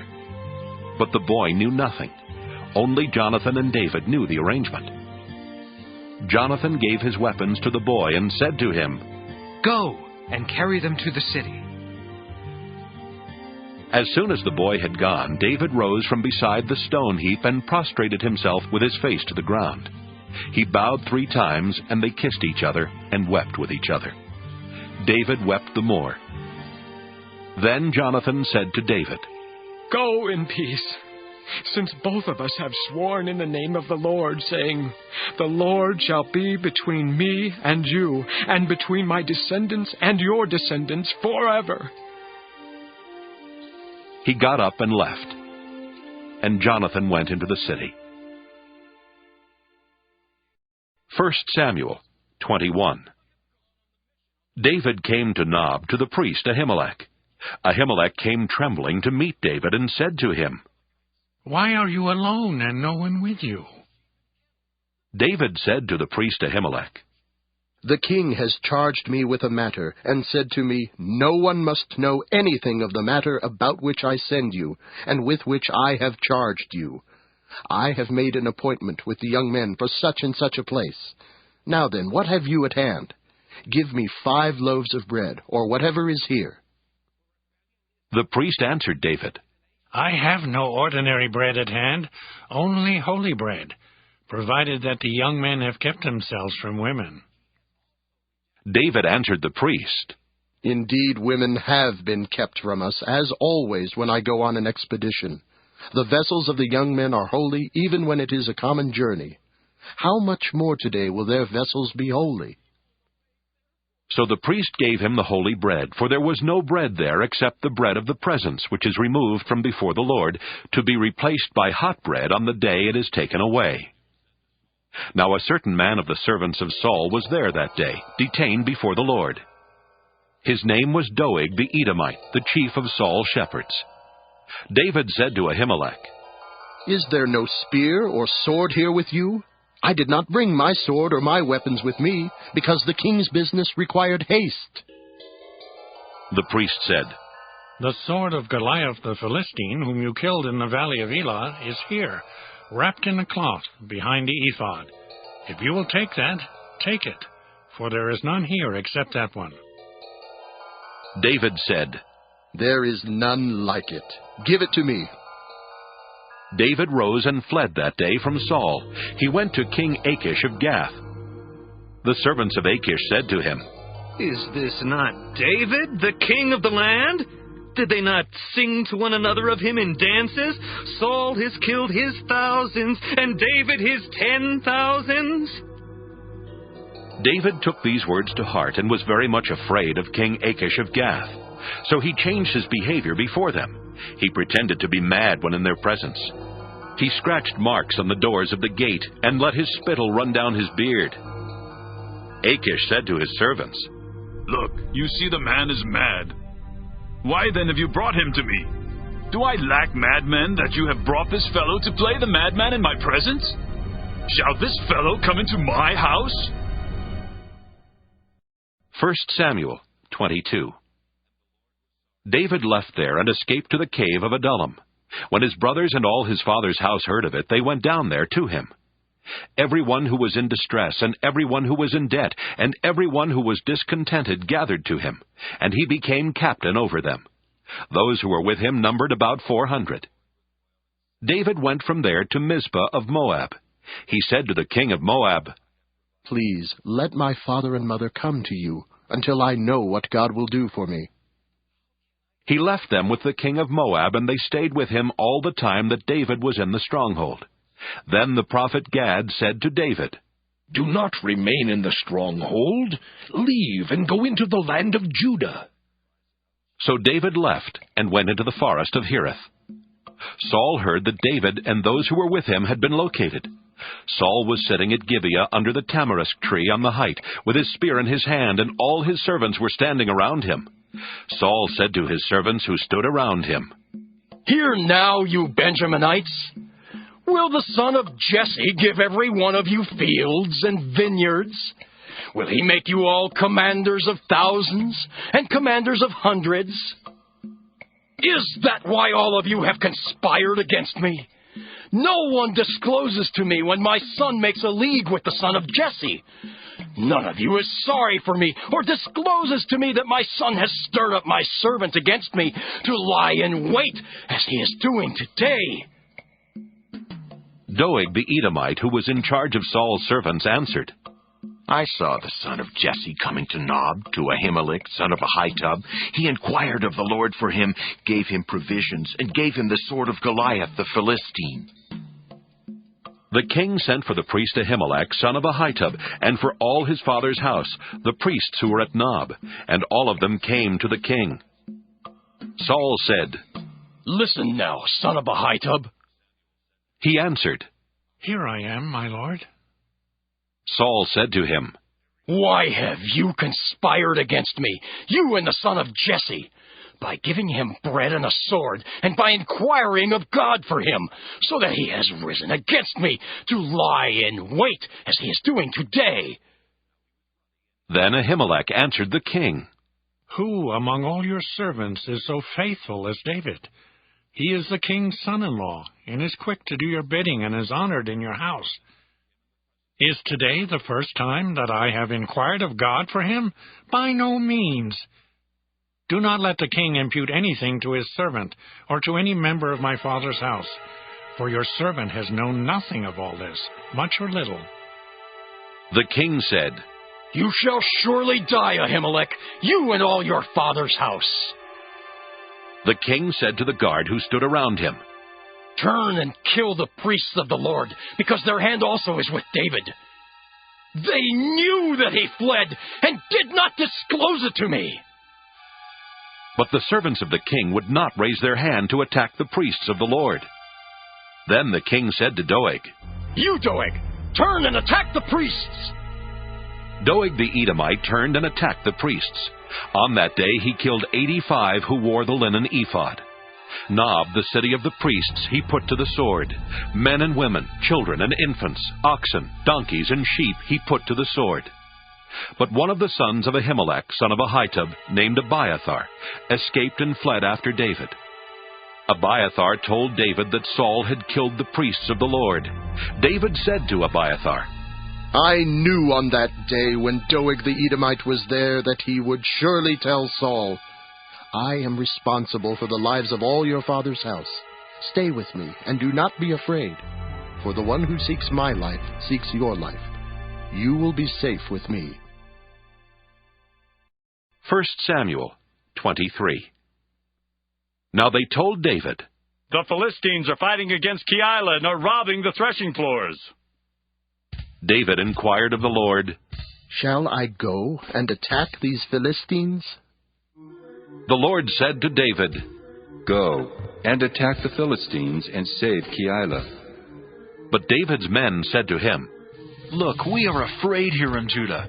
How much more then if we go to Keilah against the armies of the Philistines? Then David inquired of the Lord again. The Lord answered him, Yes, go down to Keilah, for I will give the Philistines into your hand. So David and his men went to Keilah, fought with the Philistines, brought away their livestock, and dealt them a heavy defeat. Thus David rescued the inhabitants of Keilah. When Abiathar, son of Ahimelech, fled to David at Keilah, he came down with an ephod in his hand. Now it was told Saul that David had come to Keilah. And Saul said, God has given him into my hand, for he has shut himself in by entering a town that has gates and bars. Saul summoned all the people to war, to go down to Keilah, to besiege David and his men. When David learned that Saul was plotting evil against him, he said to the priest Abiathar, Bring the ephod here.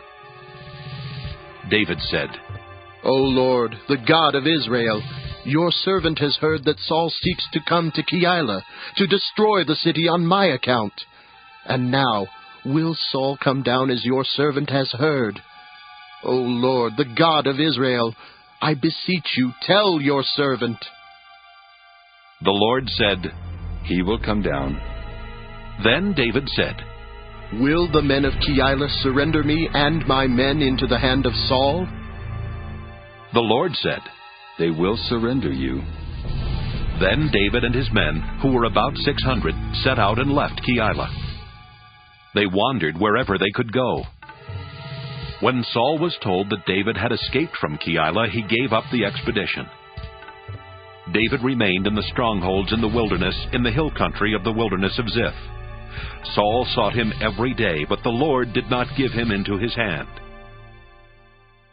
David was in the wilderness of Ziph at Horesh when he learned that Saul had come out to seek his life.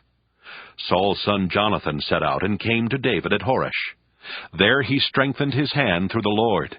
He said to him, "Do not be afraid, for the hand of my father Saul shall not find you. You shall be king over Israel, and I shall be second to you. My father Saul also knows that this is so." Then the two of them made a covenant before the Lord. David remained at Horesh, and Jonathan went home. Then some Ziphites went up to Saul at Gibeah and said, "David is hiding among us in the strongholds of Horesh, on the hill of Hakilah, which is south of Jeshimon. Now, O king, whenever you wish to come down, do so, and our part will be to surrender him into the king's hand." Saul said, "May you be blessed by the Lord for showing me compassion. Go and make sure once more. Find out exactly where he is and who has seen him there, for I am told that he is very cunning. Look around and learn all the hiding places where he lurks, and come back to me with sure information. Then I will go with you, and if he is in the land, I will search him out among all the thousands of Judah." So they set out and went to Ziph ahead of Saul. David and his men were in the wilderness of Maon, in the Arabah to the south of Jeshimon. Saul and his men went to search for him. When David was told, he went down to the rock and stayed in the wilderness of Maon. When Saul heard that, he pursued David into the wilderness of Maon. Saul went on one side of the mountain, and David and his men on the other side of the mountain. David was hurrying to get away from Saul, while Saul and his men were closing in on David and his men to capture them. Then a messenger came to Saul, saying, "Hurry and come, for the Philistines have made a raid on the land." So Saul stopped pursuing David and went against the Philistines. Therefore that place was called the Rock of Escape. David then went up from there and lived in the strongholds of En-Gedi. 1 Samuel 24. When Saul returned from following the Philistines, he was told, "David is in the wilderness of En-Gedi." Then Saul took 3,000 chosen men out of all Israel and went to look for David and his men in the direction of the rocks of the wild goats. He came to the sheepfolds beside the road, where there was a cave. And Saul went in to relieve himself. Now David and his men were sitting in the innermost parts of the cave. The men of David said to him, "Here is the day of which the Lord said to you, 'I will give your enemy into your hand, and you shall do to him as seems good to you.'" Then David went and stealthily cut off a corner of Saul's cloak. Afterward, David was stricken to the heart because he had cut off a corner of Saul's cloak. He said to his men, "The Lord forbid that I should do this thing to my Lord, the Lord's anointed, to raise my hand against him, for he is the Lord's anointed." So David scolded his men severely, and did not permit them to attack Saul. Then Saul got up and left the cave and went on his way. Afterwards, David also rose up and went out of the cave and called after Saul, "My lord, the king!" When Saul looked behind him, David bowed with his face to the ground and did obeisance. David said to Saul, "Why do you listen to the words of those who say, 'David seeks to do you harm'? This very day your eyes have seen how the Lord gave you into my hand in the cave, and some urged me to kill you, but I spared you. I said, 'I will not raise my hand against my Lord, for he is the Lord's anointed.' See, my father, see the corner of your cloak in my hand. For by the fact that I cut off the corner of your cloak and did not kill you, you may know for certain that there is no wrong or treason in my hands. I have not sinned against you, though you are hunting me to take my life. May the Lord judge between me and you. May the Lord avenge me on you. But my hand shall not be against you. As the ancient proverb says, out of the wicked comes forth wickedness, But my hand shall not be against you. Against whom has the king of Israel come out? Whom do you pursue? A dead dog? A single flea? May the Lord therefore be judge, and give sentence between me and you. May he see to it, and plead my cause, and vindicate me against you. When David had finished speaking these words to Saul, Saul said, Is this your voice, my son David? Saul lifted up his voice and wept. He said to David, You are more righteous than I, for you have repaid me good, whereas I have repaid you evil. Today you have explained how you have dealt well with me, in that you did not kill me when the Lord put me into your hands. For who has ever found an enemy and sent the enemy safely away? So may the Lord reward you with good for what you have done to me this day. Now I know that you shall surely be king, and that the kingdom of Israel shall be established in your hand. Swear to me, therefore, by the Lord, that you will not cut off my descendants after me, and that you will not wipe out my name from my father's house. So David swore this to Saul. Then Saul went home, but David and his men went up to the stronghold. 1 Samuel 25. Now Samuel died, and all Israel assembled and mourned for him. They buried him at his home in Ramah. Then David got up and went down to the wilderness of Paran. There was a man in Maon whose property was in Carmel. The man was very rich. He had 3,000 sheep and 1,000 goats. He was shearing his sheep in Carmel. Now the name of this man was Nabal, and the name of his wife Abigail. The woman was clever and beautiful, but the man was surly and mean. He was a Calebite. David heard in the wilderness that Nabal was shearing his sheep. So David sent 10 young men. And David said to the young men, Go up to Carmel, and go to Nabal and greet him in my name. Thus you shall salute him. Peace be to you, and peace be to your house, and peace be to all that you have. I hear that you have shearers. Now your shepherds have been with us, and we did them no harm, and they missed nothing all the time they were in Carmel. Ask your young men, and they will tell you. Therefore let my young men find favor in your sight, for we have come on a feast day. Please give whatever you have at hand to your servants and to your son David. When David's young men came, they said all this to Nabal in the name of David, and then they waited. But Nabal answered David's servants, Who is David? Who is the son of Jesse? There are many servants today who are breaking away from their masters. Shall I take my bread and my water and the meat that I have butchered for my shearers and give it to men who come from I do not know where?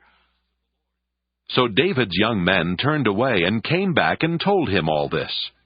David said to his men, Every man strap on his sword. And every one of them strapped on his sword. David also strapped on his sword, and about 400 men went up after David, while 200 remained with the baggage. But one of the young men told Abigail, Nabal's wife, David sent messengers out of the wilderness to salute our master, and he shouted insults at them. Yet the men were very good to us, and we suffered no harm, and we never missed anything when we were in the fields, as long as we were with them. They were a wall to us, both by night and by day, all the while we were with them keeping the sheep. Now therefore know this and consider what you should do, for evil has been decided against our master and against all his house. He is so ill-natured that no one can speak to him. Then Abigail hurried and took 200 loaves, 2 skins of wine, 5 sheep ready dressed, 5 measures of parched grain, 100 clusters of raisins, and 200 cakes of figs. She loaded them on donkeys and said to her young man, Go on ahead of me. I am coming after you. But she did not tell her husband Nabal. As she rode on the donkey and came down under cover of the mountain, David and his men came down toward her, and she met them. Now David had said, Surely it was in vain that I protected all that this fellow has in the wilderness, so that nothing was missed of all that belonged to him. But he has returned me evil for good. God do so to David, and more also, if by morning I leave so much as one male of all who belong to him." When Abigail saw David, she hurried and alighted from the donkey, fell before David on her face, bowing to the ground. She fell at his feet and said, "Upon me alone, my lord, be the guilt. Please let your servant speak in your ears and hear the words of your servant. My lord, do not take seriously this ill-natured fellow, Nabal. For as his name is, so is he. Nabal is his name, and folly is with him. But I, your servant, did not see the young men of my lord whom you sent. Now then, my lord, as the Lord lives, and as you yourself live, since the Lord has restrained you from blood guilt, and from taking vengeance with your own hand, now let your enemies and those who seek to do evil to my lord be like Nabal. And now let this present that your servant has brought to my lord be given to the young men who follow my lord. Please forgive the trespass of your servant, for the Lord will certainly make my lord a sure house, because my lord is fighting the battles of the Lord, and evil shall not be found in you so long as you live. If anyone should rise up to pursue you and to seek your life, the life of my lord shall be bound in the bundle of the living under the care of the Lord your God. But the lives of your enemies he shall sling out as from the hollow of a sling. When the Lord has done to my lord according to all the good that he has spoken concerning you, and has appointed you prince over Israel, my lord shall have no cause of grief or pangs of conscience for having shed blood without cause, or for having saved himself. And when the Lord has dealt well with my lord, then remember your servant." David said to Abigail, "Blessed be the Lord, the God of Israel, who sent you to meet me today. Blessed be your good sense, and blessed be you, who have kept me today from blood guilt, and from avenging myself by my own hand. For as surely as the Lord, the God of Israel, lives, who has restrained me from hurting you, unless you had hurried and come to meet me, truly by morning there would not have been left to Nabal so much as one male." Then David received from her hand what she had brought him. He said to her, "Go up to your house in peace. See, I have heeded your voice, and I have granted your petition." Abigail came to Nabal. He was holding a feast in his house, like the feast of a king. Nabal's heart was merry within him, for he was very drunk. So she told him nothing at all until the morning light. In the morning, when the wine had gone out of Nabal, his wife told him these things, and his heart died within him. He became like a stone. About 10 days later, the Lord struck Nabal, and he died. When David heard that Nabal was dead, he said, "Blessed be the Lord, who has judged the case of Nabal's insult to me, and has kept back his servant from evil. The Lord has returned the evil-doing of Nabal upon his own head." Then David sent and wooed Abigail to make her his wife. When David's servants came to Abigail at Carmel, they said to her, "David has sent us to you, to take you to him as his wife." She rose and bowed down with her face to the ground and said, "Your servant is a slave to wash the feet of the servants of my lord." Abigail got up hurriedly and rode away on a donkey. Her 5 maids attended her. She went after the messengers of David and became his wife. David also married Ahinoam of Jezreel. Both of them became his wives. Saul had given his daughter Michal, David's wife, to Paltai, son of Laish, who was from Galim. 1 Samuel 26. Then the Ziphites came to Saul at Gibeah, saying, "David is in hiding on the hill of Hakilah, which is opposite Jeshimon." So Saul rose and went down to the wilderness of Ziph with 3,000 chosen men of Israel to seek David in the wilderness of Ziph. Saul encamped on the hill of Hakilah, which is opposite Jeshimon beside the road. But David remained in the wilderness. When he learned that Saul came after him into the wilderness, David sent out spies and learned that Saul had indeed arrived. Then David set out and came to the place where Saul had encamped, and David saw the place where Saul lay with Abner son of Ner, the commander of his army. Saul was lying within the encampment, while the army was encamped around him. Then David said to Ahimelech the Hittite, and to Joab's brother Abishai son of Zeruiah, "Who will go down with me into the camp to Saul?" Abishai said, "I will go down with you." So David and Abishai went to the army by night. There Saul lay sleeping within the encampment, with his spear stuck in the ground at his head, and Abner and the army lay around him. Abishai said to David, "God has given your enemy into your hand today. Now therefore let me pin him to the ground with one stroke of the spear. I will not strike him twice."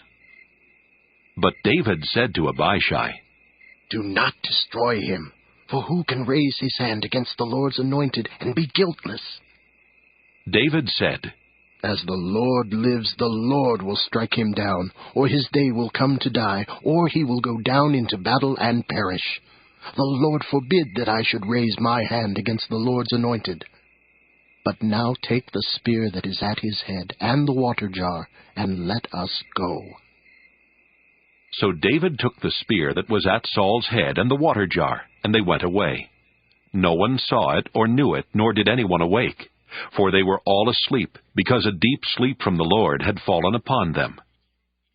Then David went over to the other side, and stood on top of a hill far away with a great distance between them. David called to the army and to Abner son of Ner, saying, "Abner, will you not answer?" Then Abner replied, "Who are you that calls to the king?" David said to Abner, "Are you not a man? Who is like you in Israel? Why then have you not kept watch over your lord the king? For one of the people came in to destroy your lord the king. This thing that you have done is not good. As the Lord lives, you deserve to die, because you have not kept watch over your Lord, the Lord's anointed. See now, where is the king's spear, or the water jar that was at his head?" Saul recognized David's voice and said, "Is this your voice, my son David?"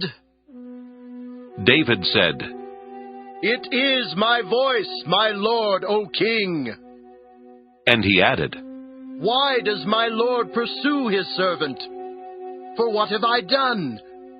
What guilt is on my hands? Now therefore let my lord the king hear the words of his servant.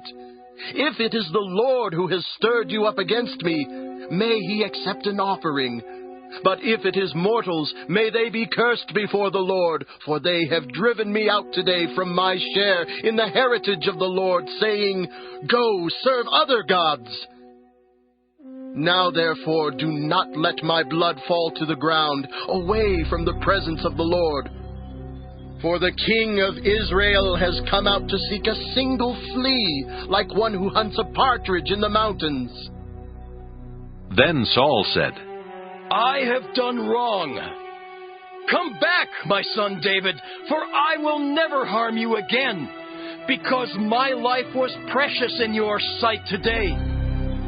I have been a fool and have made a great mistake." David replied, "Here is the spear, O king. Let one of the young men come over and get it. The Lord rewards everyone for his righteousness and his faithfulness. For the Lord gave you into my hand today, but I would not raise my hand against the Lord's anointed. As your life was precious today in my sight, so may my life be precious in the sight of the Lord, and may he rescue me from all tribulation." Then Saul said to David, "Blessed be you, my son David. You will do many things and will succeed in them." So David went his way, and Saul returned to his place. 1 Samuel 27. David said in his heart, I shall now perish one day by the hand of Saul. There is nothing better for me than to escape to the land of the Philistines. Then Saul will despair of seeking me any longer within the borders of Israel, and I shall escape out of his hand. So David set out and went over, he and the 600 men who were with him, to King Achish, son of Maoch of Gath. David stayed with Achish at Gath, he and his troops, every man with his household, and David with his 2 wives, Ahinoam of Jezreel, and Abigail of Carmel, Nabal's widow. When Saul was told that David had fled to Gath, he no longer sought for him. Then David said to Achish, If I have found favor in your sight, let a place be given me in one of the country towns, so that I may live there. For why should your servant live in the royal city with you? So that day Achish gave him Ziklag. Therefore Ziklag has belonged to the kings of Judah to this day. The length of time that David lived in the country of the Philistines was 1 year and 4 months. Now David and his men went up and made raids on the Geshurites, the Girzites, and the Amalekites. For these were the landed settlements from Telam on the way to Shur and on to the land of Egypt. David struck the land, leaving neither man nor woman alive, but took away the sheep, the oxen, the donkeys, the camels, and the clothing, and came back to Achish. When Achish asked, Against whom have you made a raid today? David would say, Against the Negev of Judah. Or, Against the Negev of the Jerahmeelites. Or, Against the Negev of the Kenites. David left neither man nor woman alive to be brought back to Gath, thinking, They might tell about us and say, David has done so and so. Such was his practice all the time he lived in the country of the Philistines. Achish trusted David, thinking, He has made himself utterly abhorrent to his people Israel. Therefore he shall always be my servant. 1 Samuel 28. In those days the Philistines gathered their forces for war to fight against Israel.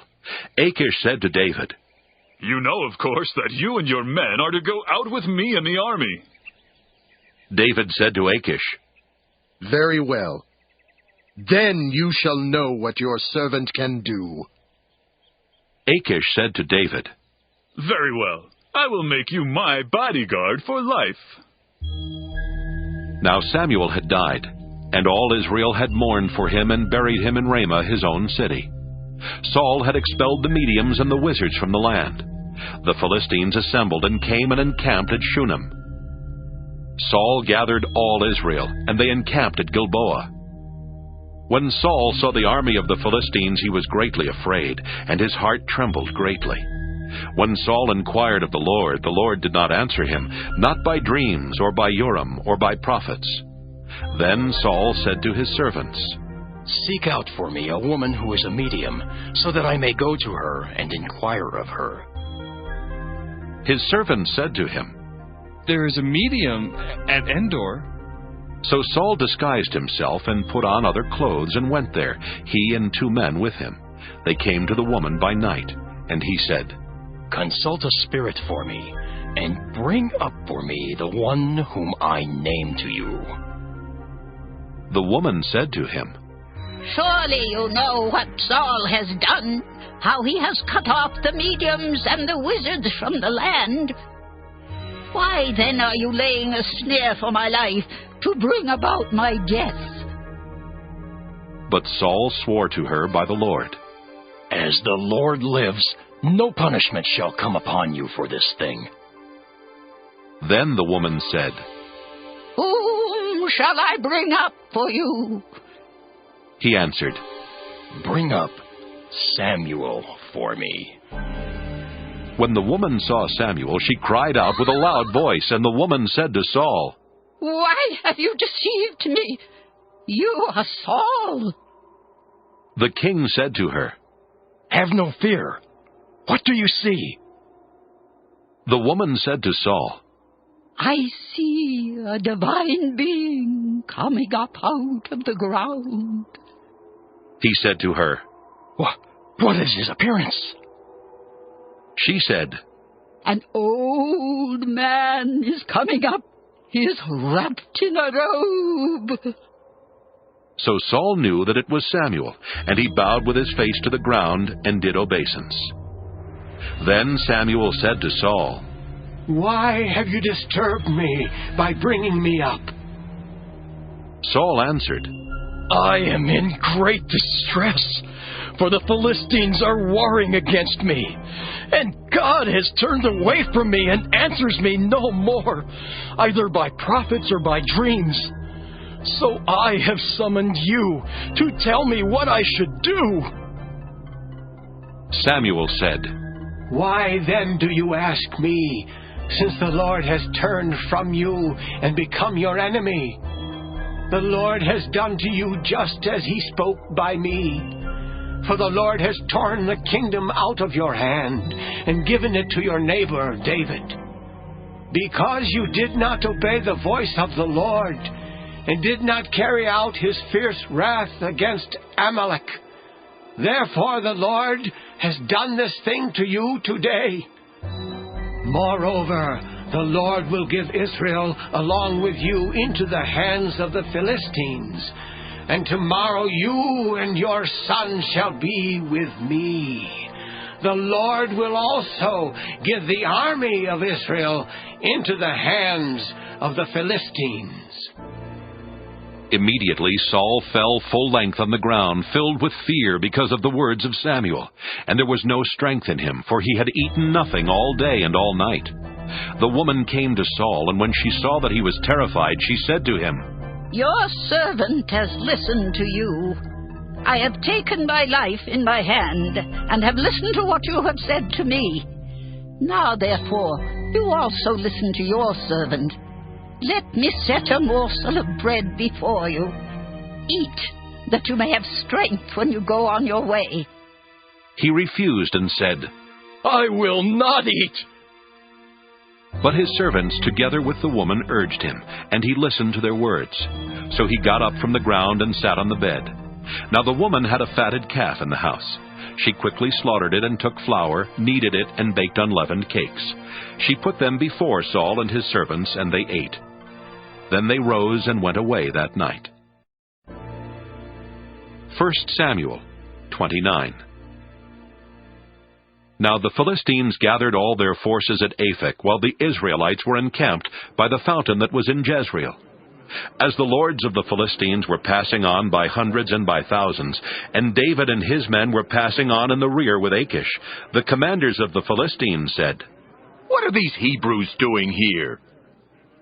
Achish said to the commanders of the Philistines, "Is this not David, the servant of King Saul of Israel, who has been with me now for days and years? Since he deserted to me, I have found no fault in him to this day." But the commanders of the Philistines were angry with him. And the commanders of the Philistines said to him, "Send the man back, so that he may return to the place that you have assigned to him. He shall not go down with us to battle, or else he may become an adversary to us in the battle. For how could this fellow reconcile himself to his Lord? Would it not be with the heads of the men here? Is this not David, of whom they sing to one another in dances? Saul has killed his thousands, and David his 10,000s? Then Achish called David and said to him, "As the Lord lives, you have been honest, and to me it seems right that you should march out and end with me in the campaign. For I have found nothing wrong in you from the day of your coming to me until today. Nevertheless, the lords do not approve of you. So go back now, and go peaceably. Do nothing to displease the lords of the Philistines."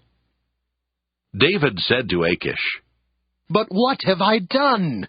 What have you found in your servant from the day I entered your service until now, that I should not go and fight against the enemies of my lord the king?" Achish replied to David, "I know that you are as blameless in my sight as an angel of God. Nevertheless, the commanders of the Philistines have said, 'He shall not go up with us to the battle.' Now then, rise early in the morning, you and the servants of your Lord who came with you, and go to the place that I appointed for you.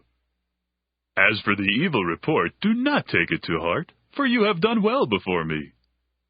Start early in the morning and leave as soon as you have light." So David set out with his men early in the morning to return to the land of the Philistines. But the Philistines went up to Jezreel. 1 Samuel 30. Now when David and his men came to Ziklag on the third day, the Amalekites had made a raid on the Negev and on Ziklag. They had attacked Ziklag, burned it down, and taken captive the women and all who were in it, both small and great. They killed none of them, but carried them off and went their way.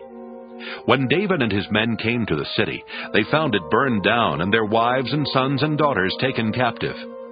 Then David and the people who were with him raised their voices and wept until they had no more strength to weep. David's 2 wives also had been taken captive, Ahinoam of Jezreel and Abigail the widow of Nabal of Carmel. David was in great danger, for the people spoke of stoning him, because all the people were bitter in spirit for their sons and daughters. But David strengthened himself in the Lord his God. David said to the priest Abiathar, son of Ahimelech, "Bring me the ephod." So Abiathar brought the ephod to David. David inquired of the Lord, "Shall I pursue this band? Shall I overtake them?" He answered him, "Pursue, for you shall surely overtake and shall surely rescue." So David set out, he and the 600 men who were with him. They came to the Wadi Besor, where those stayed who were left behind. But David went on with the pursuit, he and 400 men. 200 stayed behind, too exhausted to cross the Wadi Besor. In the open country they found an Egyptian and brought him to David. They gave him bread and he ate. They gave him water to drink. They also gave him a piece of fig cake and 2 clusters of raisins. When he had eaten, his spirit revived, for he had not eaten bread or drunk water for 3 days and 3 nights. Then David said to him, "To whom do you belong? Where are you from?" He said, "I am a young man of Egypt, servant to an Amalekite. My master left him behind because I fell sick 3 days ago. We had made a raid on the Negev of the Kerethites, and all that which belongs to Judah, and on the Negev of Caleb, and we burnt Ziklag down." David said to him, "Will you take me down to this raiding party?" He said, "Swear to me by God that you will not kill me, or hand me over to my master, and I will take you down to them." When he had taken him down, they were spread out all over the ground, eating and drinking and dancing, because of the great amount of spoil they had taken from the land of the Philistines and from the land of Judah. David attacked them from twilight until the evening of the next day. Not one of them escaped except 400 young men who mounted camels and fled.